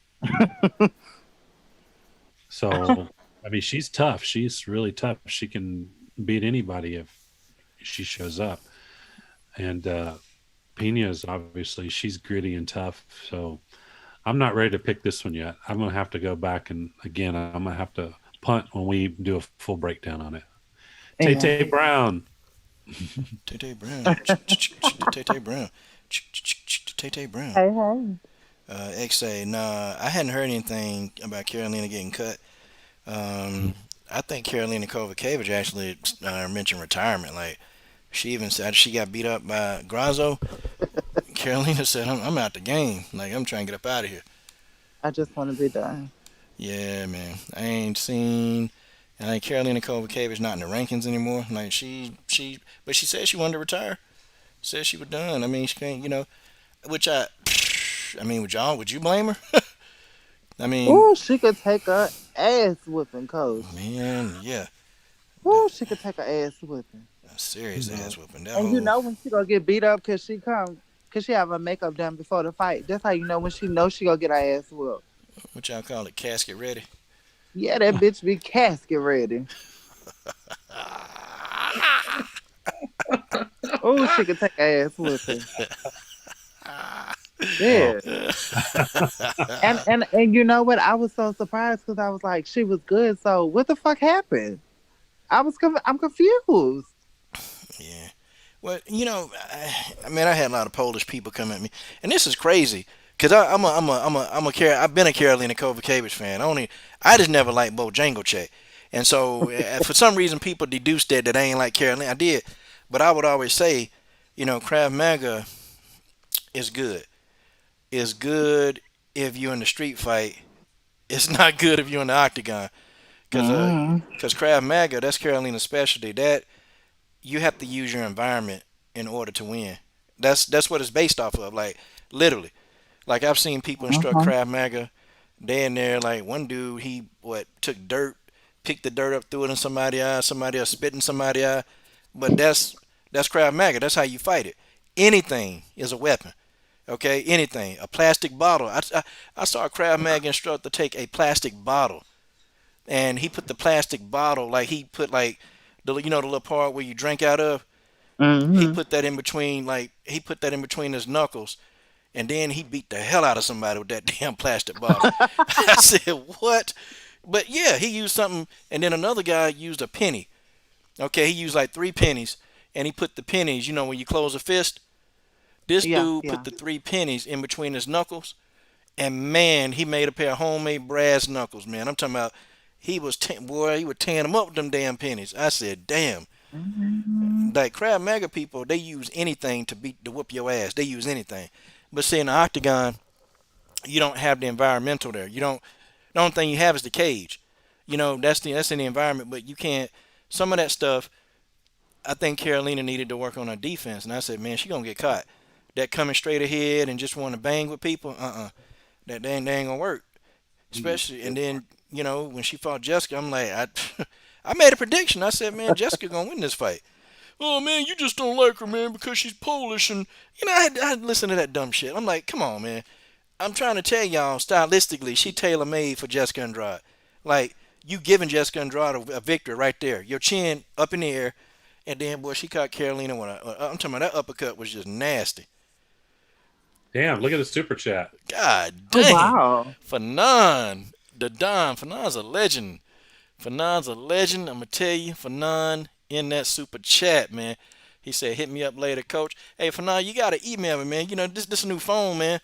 And I got everybody from the LDBC number. Yours didn't download, man.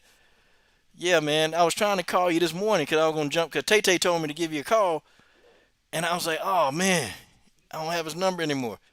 And Brian Jensen, man, with your punk ass, I keep, man, leave your email, man. I've been trying to get up with Brian Jensen for damn near 3 weeks, man. He be running. Oh, Yeah. scary ass. He's ducking you, Genesis. He's ducking the fade. Yeah, he ducking the fade. I've been owing him an ass whooping. Yeah. So Genesis, I have a serious question for you. Uh How huh. the hell? What does it require? What steps and what kind of makeup do you have to use to make yourself up to fight? Show up in lashes and makeup. For, Um, how is this possible? I don't fucking know. I mean, maybe 20 minutes. Cause it don't be a lot, but it be enough to notice on camera. You know. Well, I've seen it. Ashley Evans Smith's done it. I mean, what do you Yeah, do? her too. I mean, do you get permanent like eyeliner tattooed You in? can. Yeah, you can. Okay, You well, that's can. what I'm curious. I'm being serious. I'm not even being sarcastic because Yeah. So I you just can get don't understand permanent. when I look and I'm like, Yeah. Yeah. Like, why does bitch got how's she makeup all made on? up?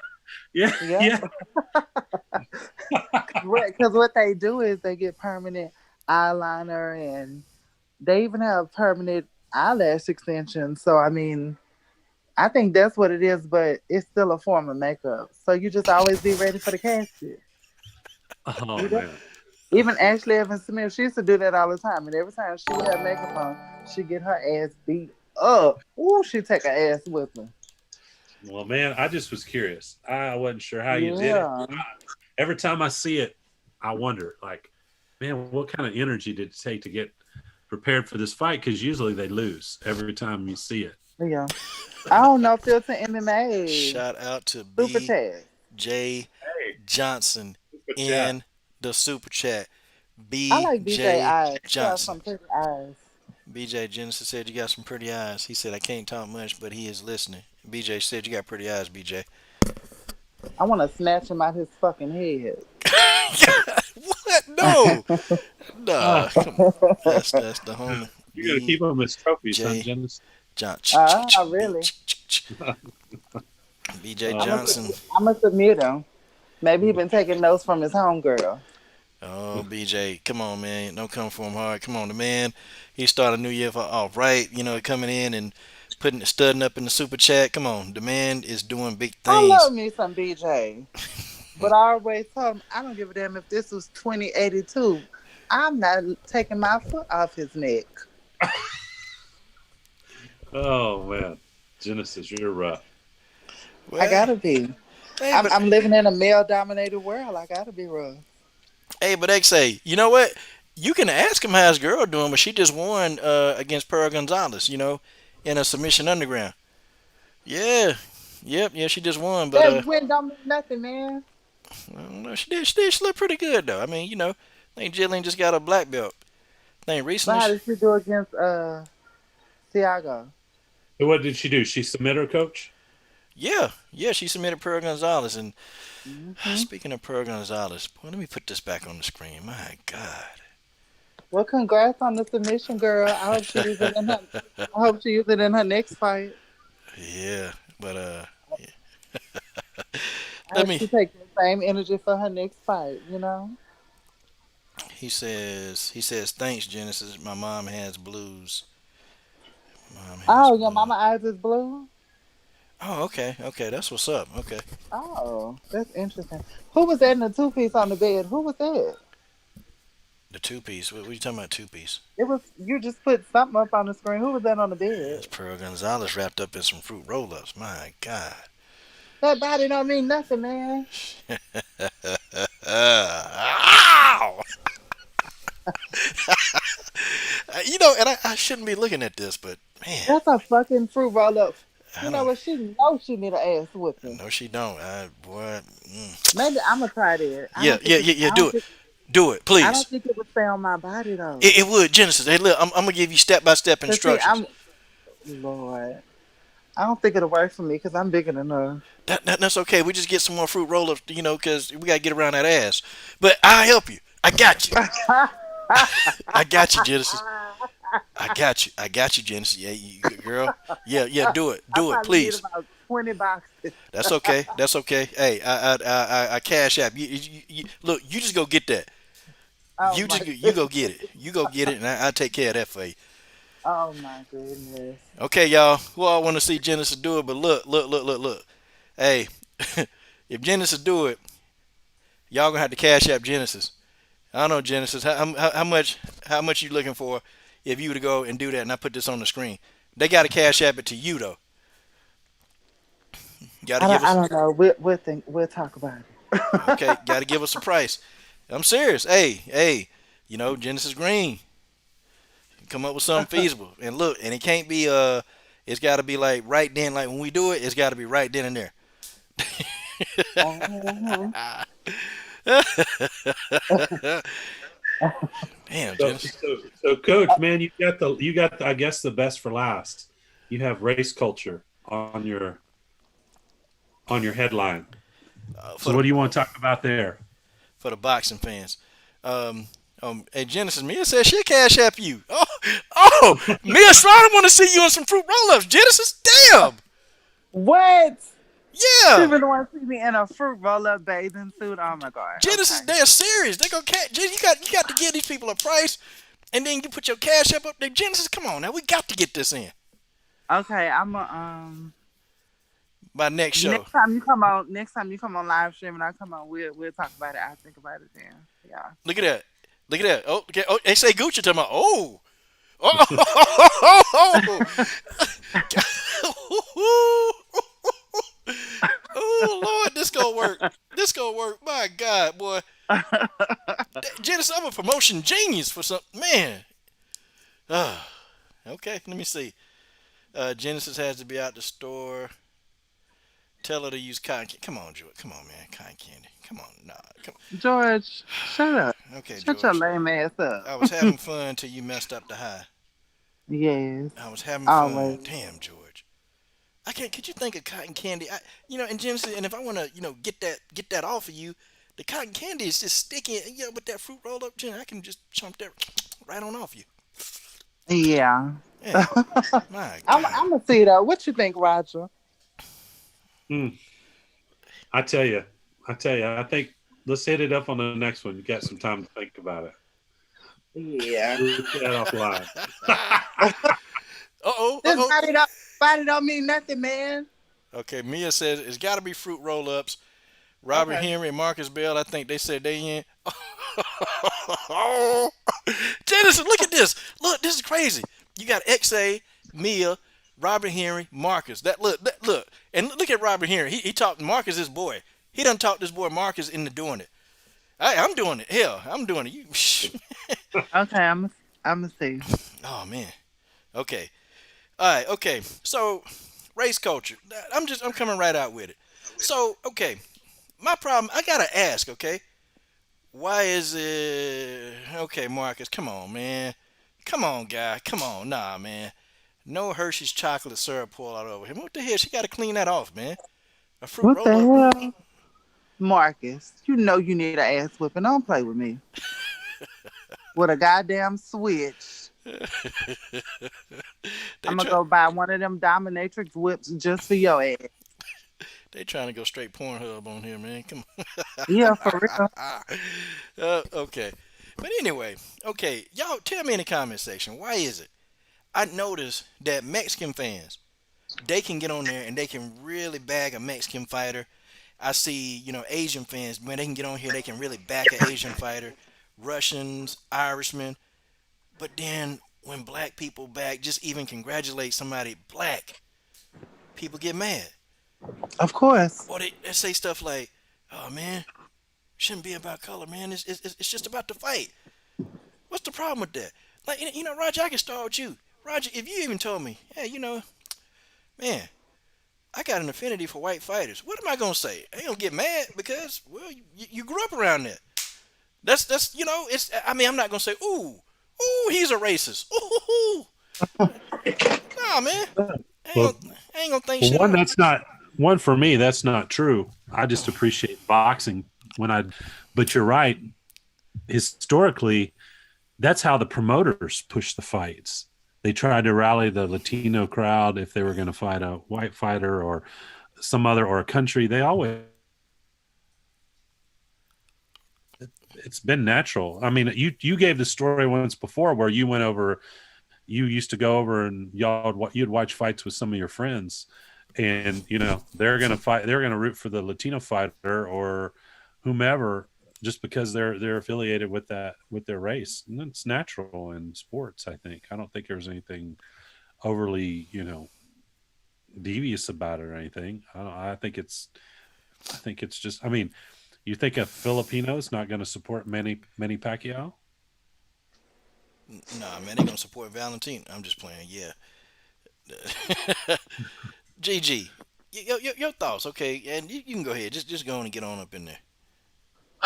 Um, of course. The best thing to always do, the way of the United States and the way of the world is to, if you can stop people from empowering their own people, you breaking them down. But it's bullshit. It is. It's dumb. Anytime you want to support a black fighter, it's oh no, don't do that. But the Mexicans do it all the time. They even bring race and they say racial stuff like Lopez's dad gets on TV and says the N word. I don't understand how nobody has not That's checked this crazy. motherfucker. That's crazy. Because if I was to meet that bitch in person, I would cuss him out so good. And his son can get it too. He used the N word. I will never forget that. You talking about what, Teofimo Lopez? Yeah, his daddy Yeah, on TV. And yeah. I'm just like, ain't nobody go check this motherfucker? I'm sorry. That pissed me off. So, Coach, I have a question for you. Uh, And like, for example, in other sports, like you're talking the NBA or the NFL, but let's go NBA, NFL too. You have, and I'm just going to say a black athlete, and the community seems to follow those athletes, whether they buy their jerseys or their, shoes or whatever. How come, to me in MMA, that like loyal following hasn't transitioned over? Is that in boxing? Because I don't follow boxing as much. Is that same kind of loyalty in those sports? Is it just not transitioned over to? Is it transitioned over to boxing? And why hasn't it transitioned completely over to MMA? well, I know in boxing. See, I know in boxing the Floyd Mayweather era. Floyd Mm-hmm. Mayweather actually became a millionaire off of, well, mostly black people and Hispanics. Of Um, course, of course. that's how he made his million. He marketed to them because he knew that whites would, would watch him fight, but they would hate him. So he knew But they that still watched him. They still paid the pay-per-views. they still, because they wanted to see him lose, and he knew that. So Mm-hmm. it was a Mm-hmm. marketing. He was a market genius, but he knew that he knew that black fighters and he knew that Hispanic fighters would really support him, especially after he beat Oscar De La Hoya. He got more Mm-hmm. Mexican support, but people back before Pacquiao and Mayweather ever fought, people, you just do a video like a post-fight analysis video, and I always used to wonder, like, damn, all these people asking me, like, well, the only reason why you like to win is because you're a black dude, and I'm sitting here like, well, damn, I know I ain't bring up nothing about it. I just talked about the fight, and I actually like him as a fighter. Um, I liked him as a fighter. I liked his technique. Mm-hmm. I liked how Yeah. he worked. So I was a fan, and I Mm-hmm. would always get those comments. Well, you just saying that because he black, but That's great. To me, that's, I mean, I understand it happens, but to me, it shows someone's ignorance because Mayweather, he is amazing. He's like art to watch him box. People didn't like him or different things, but he's a piece of art when his work is art. I mean, if you like artists or you like music or he creates art when he fights. When he fought, McConnor McGregor, he was playing with him. He was creating a piece of art with Connor. He took his head on the wall, but I mean, he's an incredible fighter, has incredible legacy and marketing genius, like you said. Is I'm just kind of curious of, like I said, I'm glad you're explaining this because my curiosity is still, I would like to just learn more and try to understand because like fighters, I'll give you an example like Tanisha Tennant. Man, she's got a lot of promise. Everybody should be behind her. yeah, it's Whether kind of, she whether you're black, white, Latino, whatever, she's a promising fighter. She just needs more experience. But man, I'm a huge fan of her work. and I see, think she won the last fight too. I think she got robbed. I don't think the 99% think like you do, man. Because honestly, what's really been waking me up, to the whole culture, is I know when Angela Hill, they were saying, she's the first black woman to headline. Well, it just got so many dislikes, whereas, when Carla Esparza was the first, Mexican woman or Hispanic woman to headline, it was very positive. When Jean Valet was the first Asian woman to fight for a belt, it was very positive and people uplifting. But then Angela Hill, anything, it's just like they were just saying, well, why does this matter? What has Angela Hill done? Angela Hill is garbage. And why are they talking about race and blah blah blah? I understand the UFC is trying to, really promote, cultural awareness, and it's just the comments that you saw in there, and of course the thumb down are definitely much much more than a thumbs up, and Mm-hmm. so yeah, I you'd saw be. it. I was kind of shocked, and again, I didn't quite understand. I mean, of course, you can draw a lot of conclusions from that, but I have to ask you, like Angela Hill, does she receive a lot of support from the black community? Is do people really follow her? I mean, is she a fan favorite in the black community or not? I don't want to say she a fan favorite, and it's okay. It's two things, man. Angela Hill very early on didn't speak out a lot of about a lot of things that happened in the community. Some of these police shootings, she really didn't speak out as much. When she started speaking out is when she started experiencing the racism herself. She started experiencing that, and Hmm. that's when she kind of like, oh damn. Well, no matter what I try to do, no matter how I guess articulate or whatever, I'm still black. That's just what it is. And people, we want people to not see that, but people are gonna see that. They're gonna see it because that's what people see. They see color. So Angela Hill kind of eliminated herself from that early on. But I think people still would recognize, like even me, I'm like, well, I recognize the fact that yeah, she is the first black woman to headline an event, and I think it's good. I thought it was something good because and it was good of the UFC and ESPN. Well, ESPN recognized. I'm sorry, ESPN to recognize that. I think that was a good thing because the UFC get a lot of bad press, but I think that's the one thing they got right is they did recognize it. So when you put it on there, a lot of the people, a lot of racist people, whoa, man, they got plenty of black people, plenty. They got, John Jones and Daniel Cormier. And, yeah, but see, it's a little bit more acceptable for black men in MMA to really succeed and do what it's acceptable. And more people, no matter what color you are, they're going to gravitate towards those men. But for some reason in MMA, the black female, man, because think, That's what I'm talking about. That's where I see the biggest gap of support, where you know where I don't necessarily I don't see it, and I tell you I could be very very wrong. I just don't see any of the female. Of course, there's not a lot, but any of the female black fighters have the community like rallying around them, just really strong, rolling with them really strong. Am I wrong? what's that you said about Ronda Rousey? Wait a No, minute. no, no, no. I mean, just in general, the black community rallying around their fighter. For example, like Angela Hill. Yeah. I mean, no, I don't. Well, okay. Damn, Roger, am I illiterate? What the hell? How come I don't understand this question? The hell? Okay, okay. Why do you see the black community like supporting Angela Hill when she fights, like really strong, coming out in force and saying that's our girl, we're going to support her for this? I don't think they do. I don't think they do that, and that's because of her past. But they will support like a Clarissa Shields. They definitely do that, and they'll definitely support a Tanisha Tennant because they speak out on these things. See, again, Angela Hill had a problem, speaking out on this stuff, and she wouldn't do it. And I remember one time she even said, well, I don't see myself as what did she say? I can't remember the whole in her own words, I don't see myself as anything. I see myself as a person. And I'm like, okay, well that's all good and dandy, but what about these two black men that just got shot? What are your thoughts on that?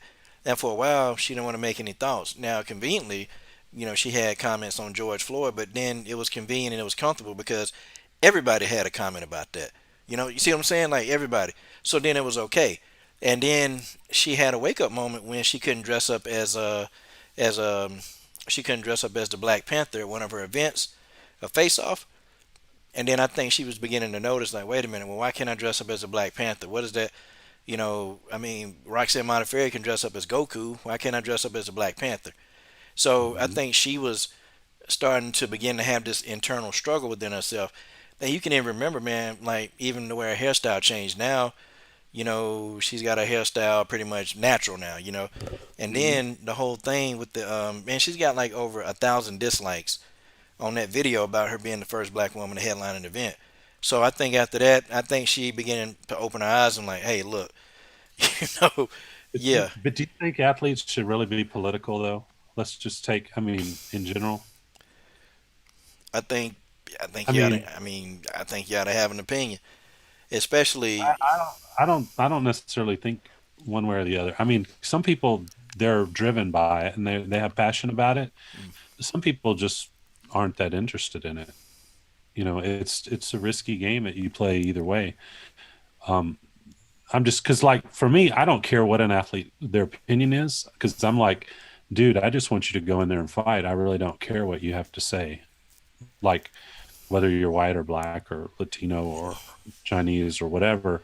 I don't care what you have to say politically, because I may agree with you, I may not agree with you, but I just don't really care, because most of the time their opinions are uninformed. Most of the time. Well, I'm not talking about one subject. I'm talking about in general. It's just like actors. mm, How can you take most actors seriously? I mean, well, they act for a living, but I'm gonna tell you, if They they have a don't, charmed life. Mostly, they don't do the struggles that you know. So how do they know what's best for you? but they have a platform though to spread.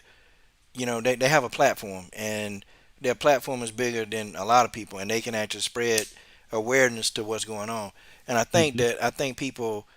I think people don't really.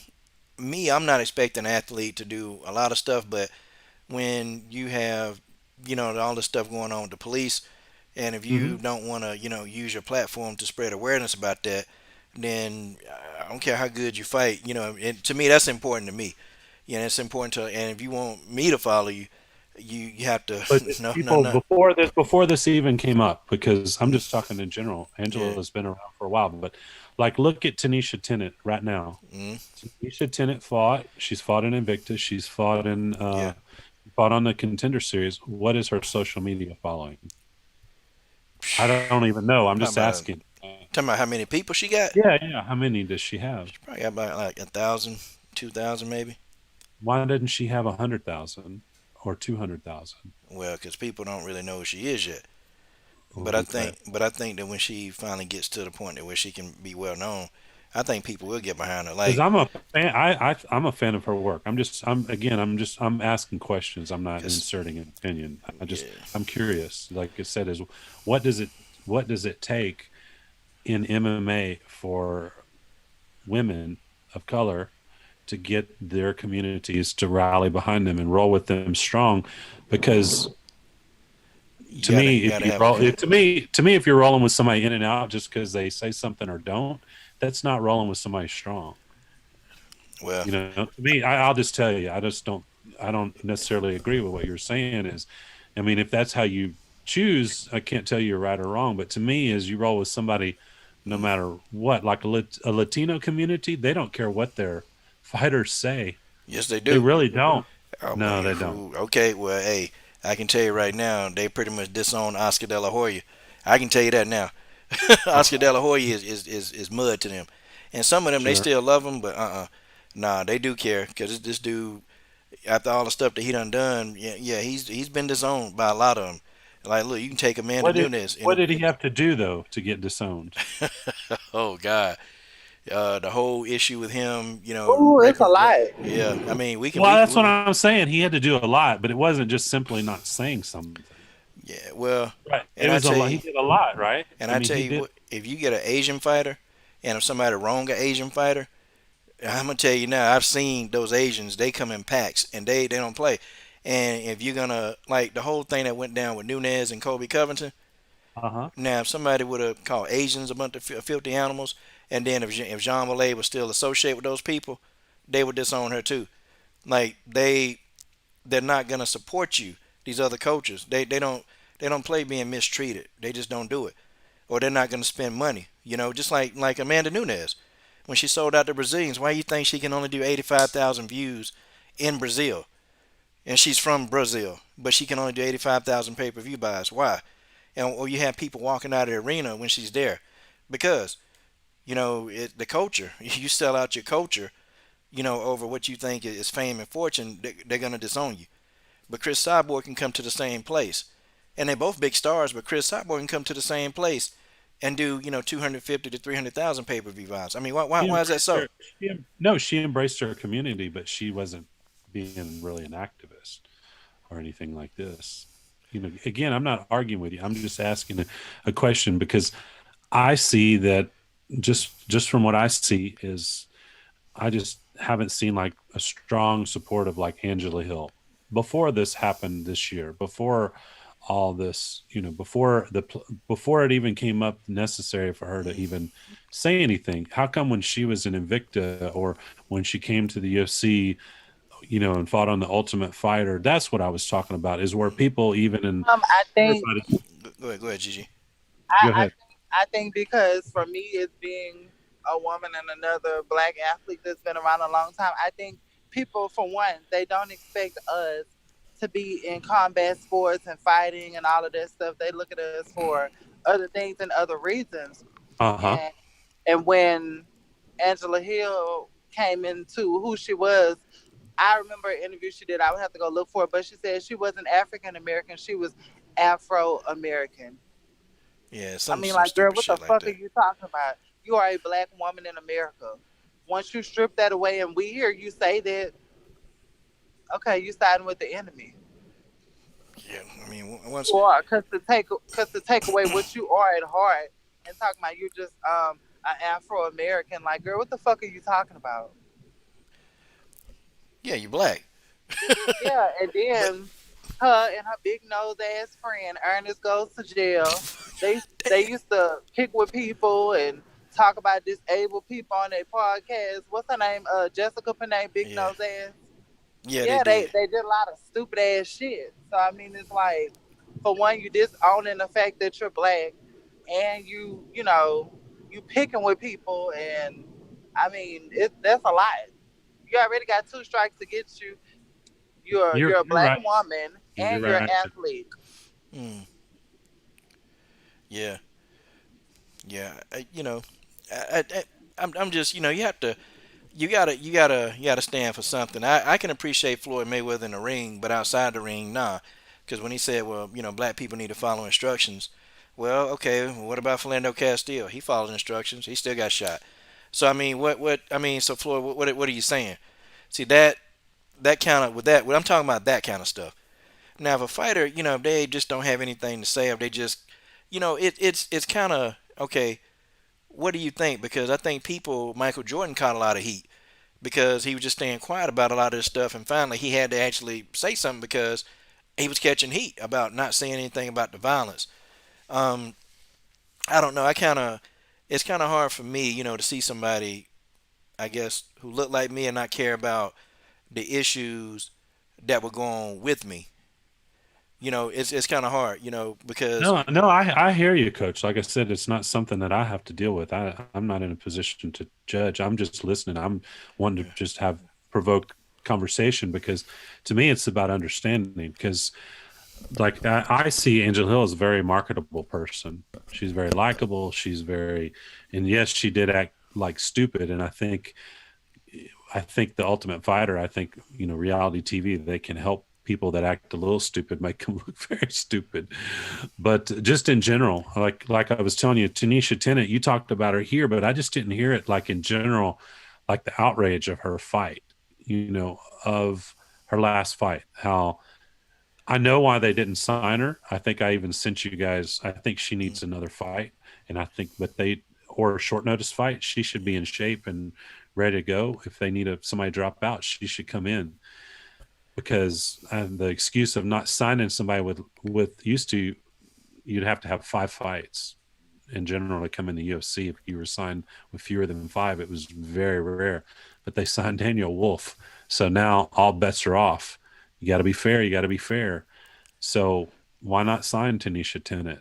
The argument is if you look at her record, she has a lot of those exhibition fights where she fought one round in the Phoenix Rising. But, she went and put on a good show in her contender series fight at 145. Why not give her a shot at 135 and bring her in and see what she can do? To me, I'm a big fan of hers. I'd like to see her in the UFC. This is what I'm talking about. Why wasn't there a big outrage of that robbery in that fight? well, he go one good reason. To be honest, I mean, black fans that follow women's MMA, that's not enough. Like, had this would have been like a black male fighter, that probably Mm-hmm. would have been more of an outrage because more black fans follow black male fighters. But on WMMA side, hadn't got there yet. Hadn't got Gotcha. there yet. Still not there yet. It's not enough of us here to actually say, hey, man, it's outrage. Now, they're more, and it's crazy, even though WMMA is a bigger sport. But I think people like Carissa Shields, had she got robbed, it'll be an outrage. And Carissa Shields, believe it or not, even though she's talking real stupid, she's gonna put a lot of attention on WMMA. So Sure. that's gonna draw in more black fans to the actual sport for the women's side. So Hmm. it's just not enough of us here to say, hey, you know what, this is wrong. You know, Hmm. if it was enough of us here, then we could have a voice. But it's just not there. And then too, I mean, how many black women do you actually see in WMMA? It's not that many. It's not that many. I'm talking about like black women in WMMA. But well, see, here's the question again. I have Denise Kilholz. Yep, Tell me about Denise Kilholz. she mixed, but she's a good fighter. She mixed. She half black and she's half. She's from God. Denise is from the same place Urena Jojo Bars, Dutch. She's Yeah. half black and That- half Dutch. So you see her. She's not really known in America because she's well known over in Dutch. I mean over there, Holland. Holland. God, dog. She's well known over there because she's promoted heavily over there. And Right. see, but she's not really in Bellator. For some reason, the whole organization Bellator, they don't do very good promotions in the U.S. for some reason. Right. It's just not there. You know, So is what about Jermaine Durandamy? Jermaine. You know what? Jermaine's very popular over there in Holland. She's real popular. But see, she ain't But gonna be popular over here. is she Dutch or is she black? She mixed. She mixed. So so what's the difference? I'm asking. I want to provoke conversation. Yeah. What's the difference if someone is half uh, Dutch or if they're a mixed race here in the United States? The thing What's of the it difference? is, okay. So here's the real difference. The mixed race fighters, what they tend to, how can I say it? They don't they don't really they don't really seem to understand where we come from here in America. Like I Hmm. don't I don't think they don't get it. They don't get like they don't get the struggle. They don't really truly get it. Like I think in their world they see stuff over in their countries, but they don't get it. They don't get American blacks. And I think we could ride with them, and we do ride with them. But the problem is, you relate to somebody that you like. Like I can Hmm. relate to Tanisha Tennant because her backgrounds are similar. See what I'm saying? Right. I can relate to Sure. her. Of And course. there are a lot of people I can relate to Carissa Shields because me and Carissa Shields, our backgrounds are almost identical. The only thing Carissa didn't, well, I won't incriminate myself on YouTube, um, but our backgrounds are extremely similar. So I can relate to Carissa Shields. I understand, having to fight every day. I understand having, just nobody there, no like role model. There was nobody there. So Sure. I get that, and I can relate to her. But Denise Killhost. Yeah, I like Denise, and I'm Team Denise all the way. But I don't know, like Denise isn't gonna be able to relate to my background, or Jermaine wouldn't be able to. They just wouldn't understand. They wouldn't understand here. Well, see, Stamina just wrote. This is what I was getting at through this conversation. Again, I'm digging this, man. I really like the conversation we're having because no, I think it goes back to like promoting or learning. Like I was telling you before, the NFL how they promote their athletes. They start back from their community where they're from, their roots, and then they grow from there. Whether they went to go play, from where they played as young in high school, where they went to college, they build from there. Then they go to the city that they're playing in, and that's how they build and promote those athletes like Mm, that. The NFL does that. Their agents do that. Everything. And here, I just have never seen a strategy to promote or build a black female athlete in any really systematically organized manner. That's why I asked this question. mm. They, I'm getting to the point, like Stamina said. Okay, well, now we have more names. Everybody's starting to name names, but of who the black female fighters are. But a coordinated efforts from managers, from the athletes themselves, from everybody. I think I think that piece of the puzzle is really missing because, like you're talking about Tanisha Tennant's story, man, what a great way to put that story out. Show a struggle, uh, show people struggling to overcome what adversities. To me, I think it's incredible stories that should be told. God dang. Roger Allen. Yoda. No, no, but seriously, think about it, Coach. I mean, what kind of I'm just trying to figure out what the missing piece of the puzzle is Mm. for these fighters to kind of break through, so to speak, because black male fighters have more so than the black female fighters. They had to get that, they had to get the opportunity. And I think sometimes too, well, one is attracting them to the sport, attracting us to, or attracting the women to the sport, and then two, the actual opportunity, like the Hmm. actual opportunity that say Danielle Wolf would get, the Yeah, actual I'm not a opportunity. fan. Yeah, I'm not a fan of Danielle Wolf's situation. I mean, maybe if I knew more of her story, maybe if there's a little more struggle, And then maybe I might. But I'm just and then she just doesn't excite me. Nothing nah, about her excites me. and then Roger, it's just some people they just can't fight. And so, but I don't, I can't, I won't put Tanisha in that category because Tanisha actually she can fight. Um, she can fight very well. But then you have some fighters they can't fight. But I think they should get that opportunity if there's a there's somebody who can fight. Like for a while, Brazilians they had a tough time, man. But it's pretty acceptable now because now we know, hey, okay, you're from Brazil. Okay, chances are you probably do know how to fight. But at first, it was really tough for Brazilians to get into this, to really get in. And I'm talking about the Brazilian women. They had to work, man. And some of the stuff that Amanda Nunes, she had to endure. Chris Cyborg endured. Amanda Nunes and Chris Cyborg and Idiom Gomez, they trailblazed for the Brazilian women. They did, and they put up with Mhm. a lot of shit. And I'm talking about fighting in crap promotions. And I remember even Chris was telling the story one time, like one of the promotional companies didn't even pay her full money, and she was fighting for damn near free at one point. Man, it's Mhm. crazy. And then Amanda just couldn't get fights, and at one point, man, she Amanda was even contemplating quitting fighting. At one point.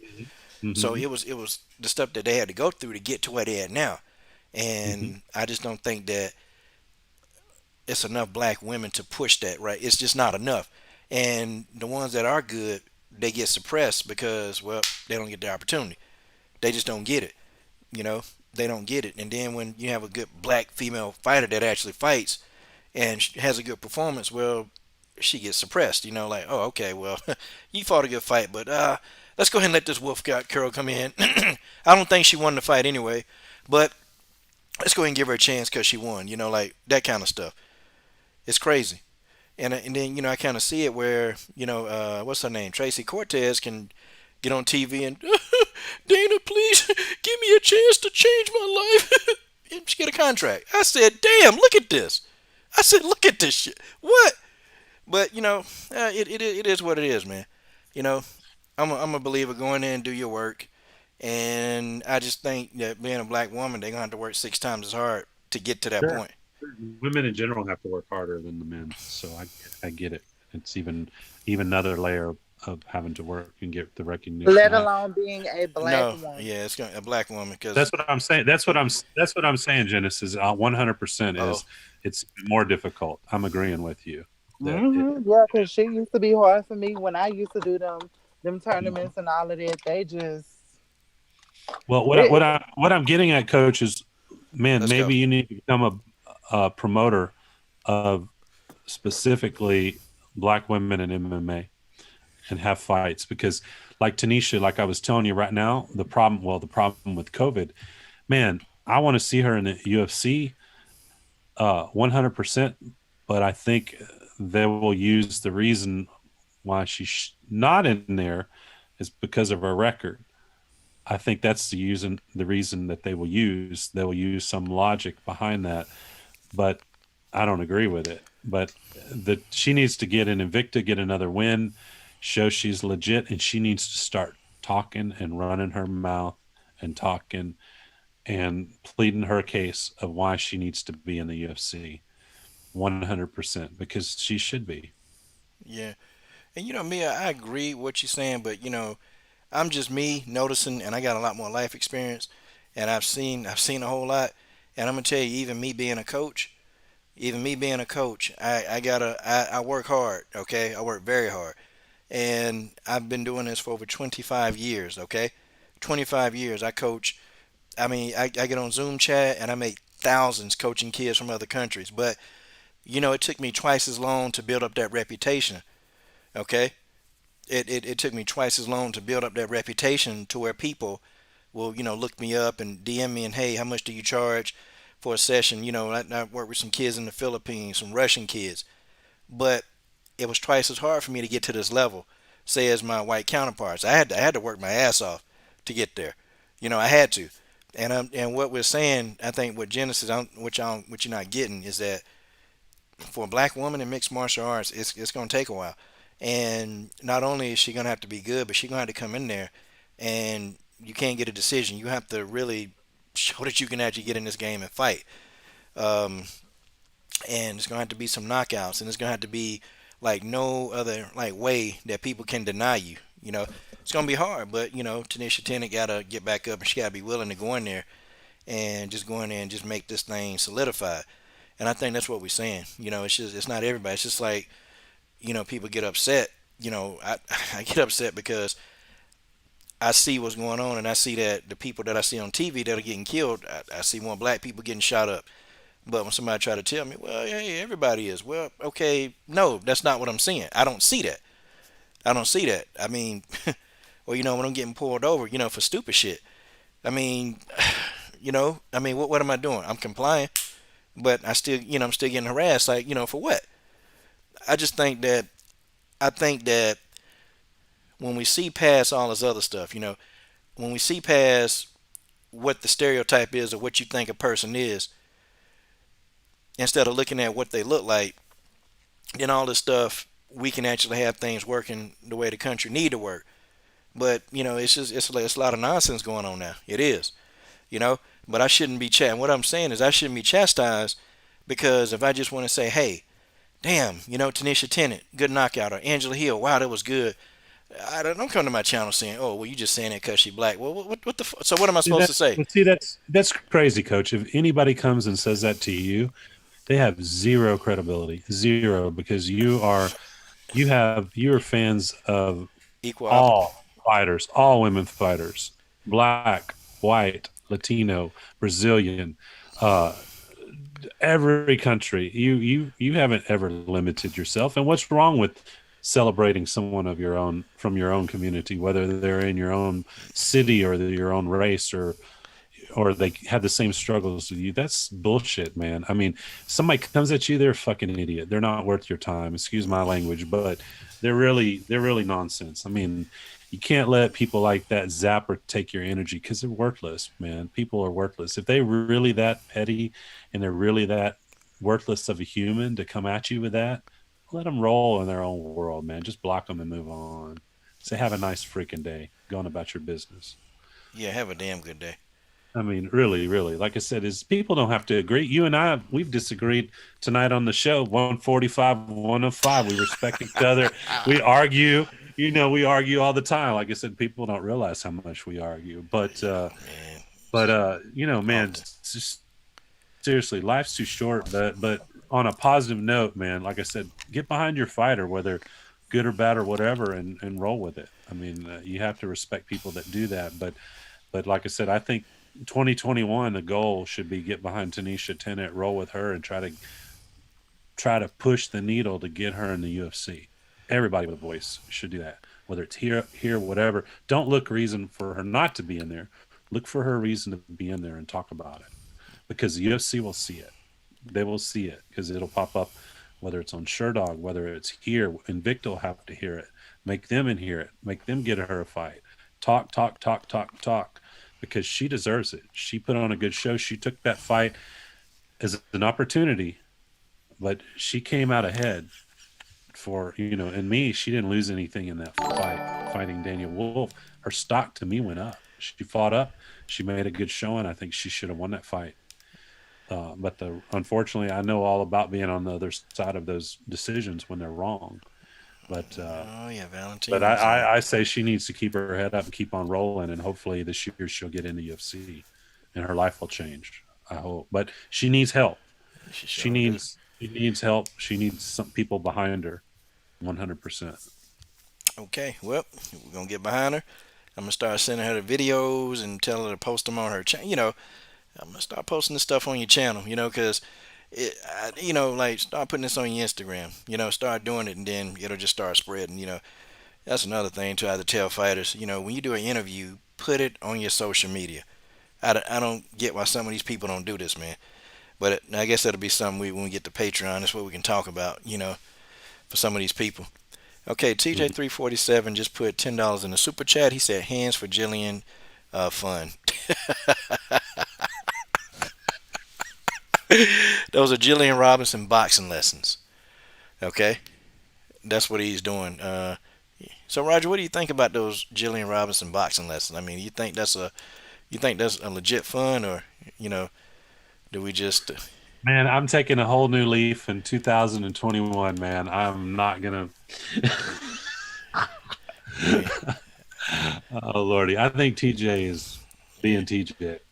yeah? Because it almost sound like you were kind of wanting to say it, and then you just said no, I won't do it. I just won't I do it. think $10 isn't going to scratch the surface, man. Oh damn, damn. Okay, well Genesis Green, how about you? Come on, Genesis. Come on. I mean, this is a damn good cause, right? Oh damn, we lost the beautiful Genesis Green. Wait, say it again. Say Oh, it again. I couldn't hear you. I'm sorry. she taking care of her business. Um, TJ347 has been adamant about starting this Jillian Robinson Hands Fund for boxing. What Uh, hands fun? What he want us to help her fight?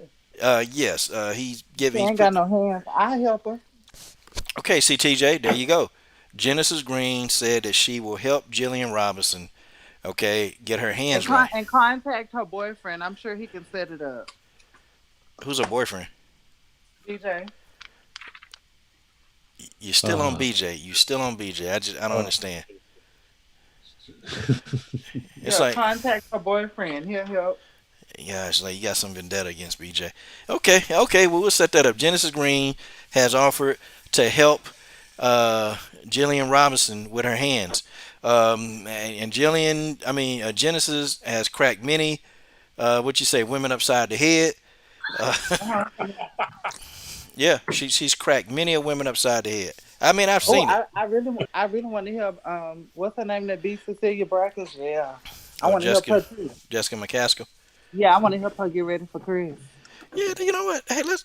I got a little bit of time. Let's talk about that for a second. Okay, Coach Rick Ramos. Coach Rick Ramos. Okay, Rick Ramos is. He got his podcast going now too. Uh, For real? yeah, Coach Rick Ramos. I did a poll, and Coach Rick Ramos was not happy about the particular findings of that poll. I think about 200 people actually voted, which I was like, man, that's kind of good. I didn't think that many people would vote on that, but they did. Okay, and 66% of the people, and this remember now, it's not biased because this is also half a boxing channel too. But 66% of the people said that Chris Cyborg beats Jessica McCaskill in an actual boxing matchup for 12 rounds. I mean, what do you guys think about that? Hell yeah, Chris beat that ass, and I support this message. Are you I serious? got the voting polls, and I support this message. This is Genesis Green, and I support this message. Yeah. Yeah, 60. No, okay, Look, now. yeah, you need to get her trainer up on here. I have a lot of questions for him. I just want to know. Okay, I'm gonna shoot a message to Coach. I, I don't know. Rick Ramos. I almost feel like he can't. He doing his job. He's doing his job. Um, cause Coach, we, he's doing his job because we're talking about it. yeah, yeah, we're talking about it. Like it or not, he's doing his job. And if he wanna argue, we can argue, baby. If he want that work, he can get it.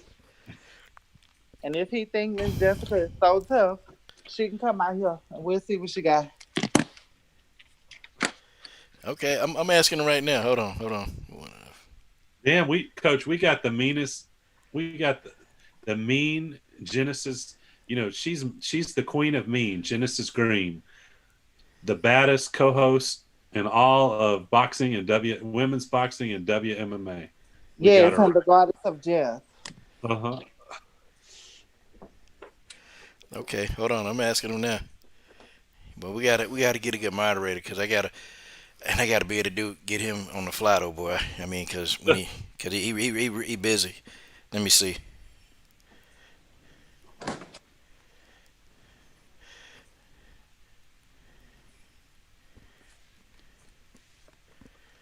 Hold on. Yeah, I mean, I think he's doing his job because we talked about it, and I couldn't believe over 200 people actually voted on that.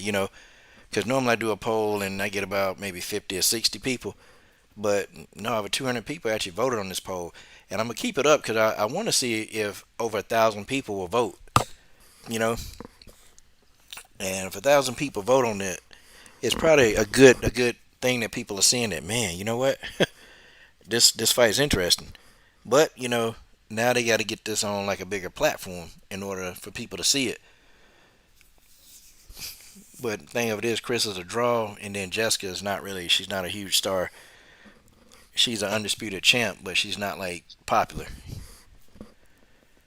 That's the thing. Jens, what do you think? And then we'll go over to Roger. And then man doing his job.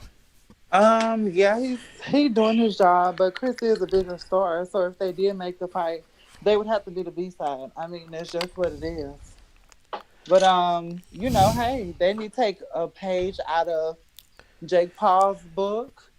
He is doing what the top level boxers need to be doing.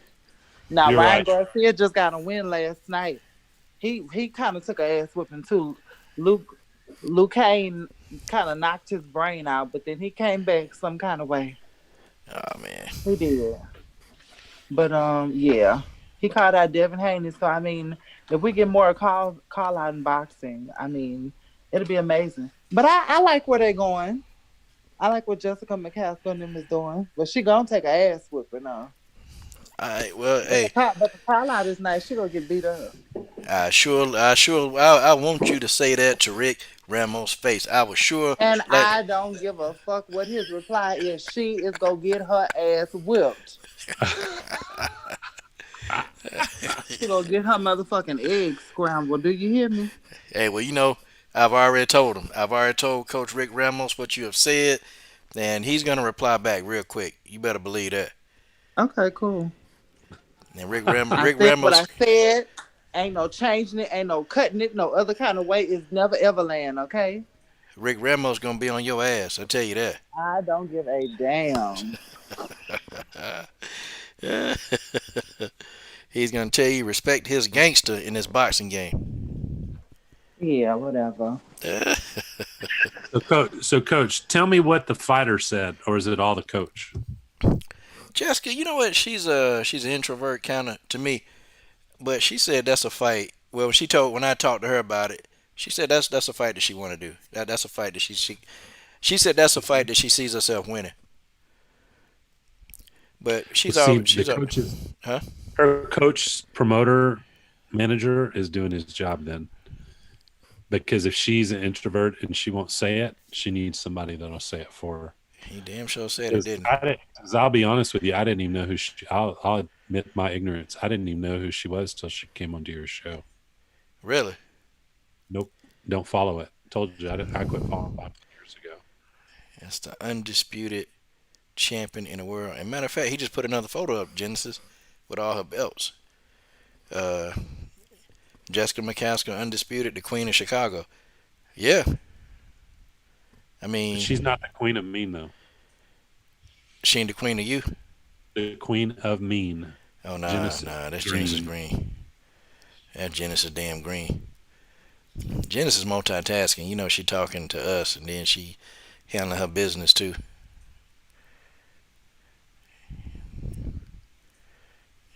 Is Genesis? But Yeah, right over there. What the hell Genesis doing? That's okay. All right, guys, we got about 7 more minutes, man. I know we've been on here for a minute. Wait, say it again. I couldn't hear you. I'm sorry. No, I said Jessica McCaskill, Coach Rick Ramos put up a new picture, and it Uh huh. says that Jessica is undisputed queen of Chicago. I mean, your thoughts about that? Fuck the shy. Okay, now you know Coach Rick Ramos not gonna be happy about that. I don't care what he gonna do. What is gonna be Chicago versus Houston? If she can get past me, then she deserves to fight Chris. How about that? God dang. Okay, Man, Genesis Green okay, stepping into the okay, ring. okay. All right, Queen of Mean. We got it, coach. We Them got belts don't mean nothing, man. all right, okay. We got you. We got you. Undisputed don't mean nothing, man. All right, Coach Rick Ramos will be here on the show. She will be here. I mean, he will be here. You better believe that. Okay, we'll do something real quick now. WMMA Roundup. Any fight that's coming up on the radar that y'all want to talk about for these last 6 minutes? Oh God.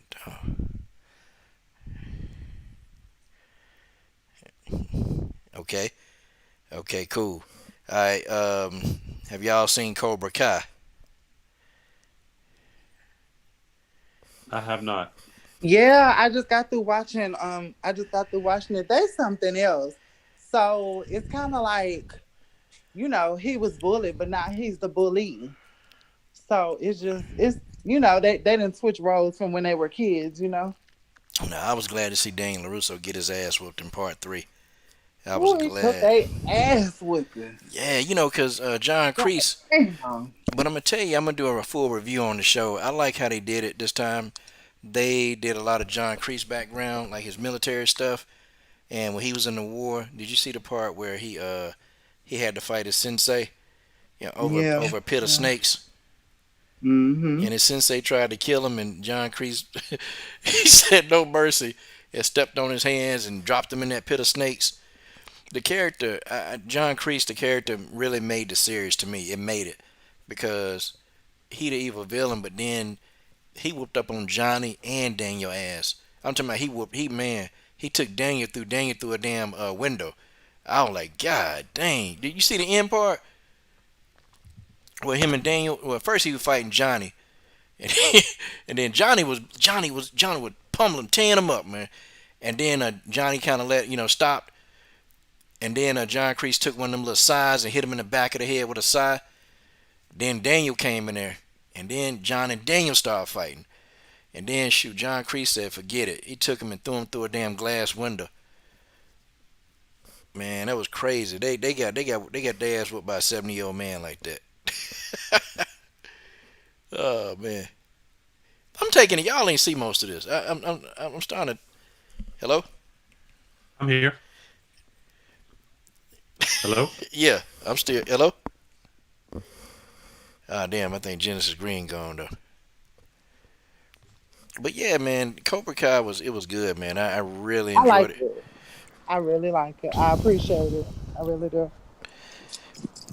Yeah, I'm not finna yeah, I ain't gonna spoil it too much, but yeah, man. John Kreese to me made the show, man. That him being in the show is what made it good. Cause see, I guess if they can't have Mr. Miyagi in the show, cause I only watched the Karate Kid because of Mr. Miyagi ass, and Really? yeah, and I actually wanted to see Daniel get his ass whooped.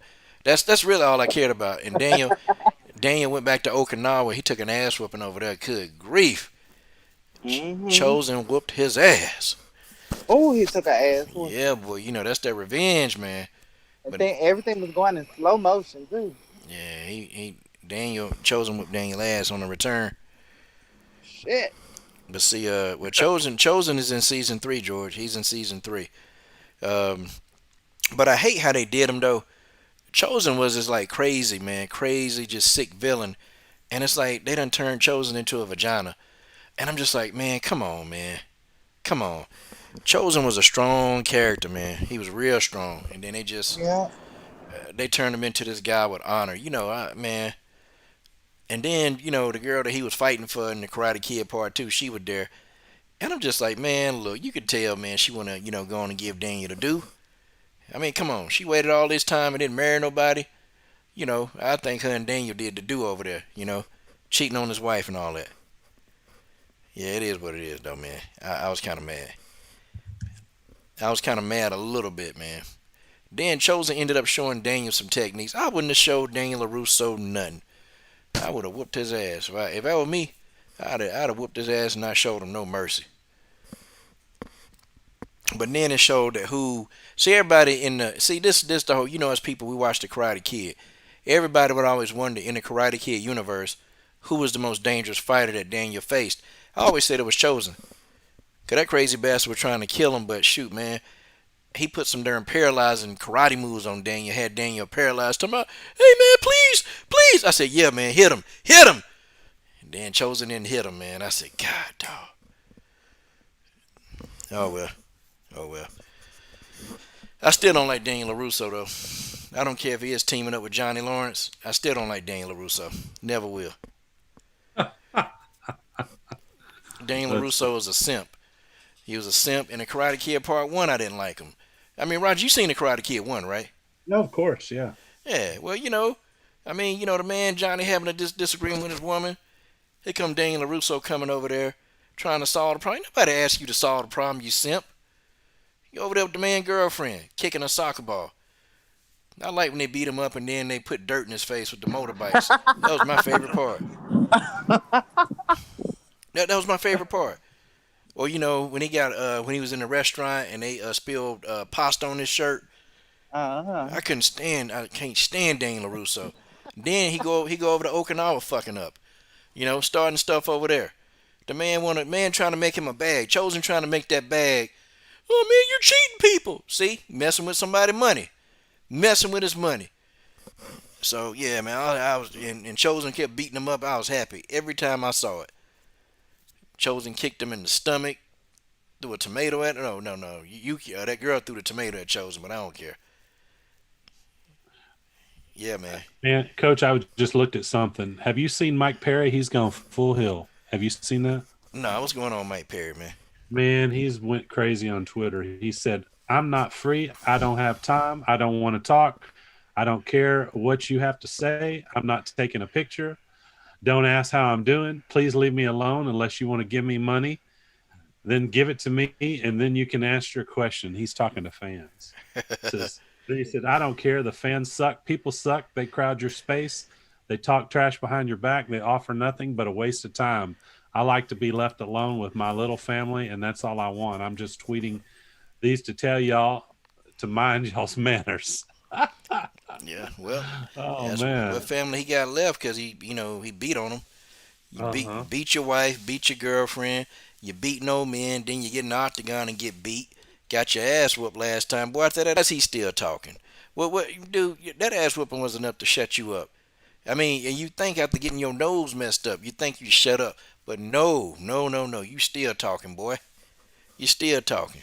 Yeah, here's what he also said. Last thing he wrote was the fans don't pay us, the company endorsements do. The money is already on the contract. My real fans know what I'm talking about and they watch out of love. The rest of y'all are just salty. Ah, okay. Well, let's see when you try to sign another contract then, and see how far you get without the fans, you idiot. Let's just see how far you get without the fans. When people don't watch, pay-per-view events because you're on the card. Yep, you'll change your tune then. What's going on, Dana? What happened? Well, Mike. Well, you know, damn, Mike, you got to get off the damn drugs, man. Damn, dude. So what's Mike Perry's plan B? What's he going to do in his alternative profession? Man, gonna live at the homeless shelter. That's his other profession, man. Or you know what? I think he'd be a damn good tattoo artist. Yeah, that's what he better do, cause after fighting over, he done. Or I wouldn't want him working in a restaurant. I mean, would you want Mike Perry cooking your food? I mean, Genesis Green, would you want Mike Perry to cook your food? You go to a restaurant. Hell no, but he can take a ass whooping though. Ooh, he could take Are you a trying to say ass that whooping. Mike Perry is his job other than the UFC is going to be? How would you like that burger? Is that what you're saying? Oh my gosh, no.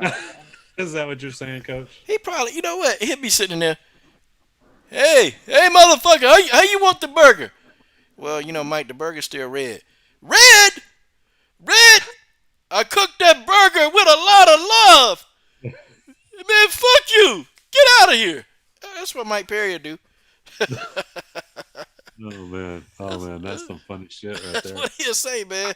Hell no, man. Mike Perry be in the homeless shelter. He might be the cook at the homeless shelter.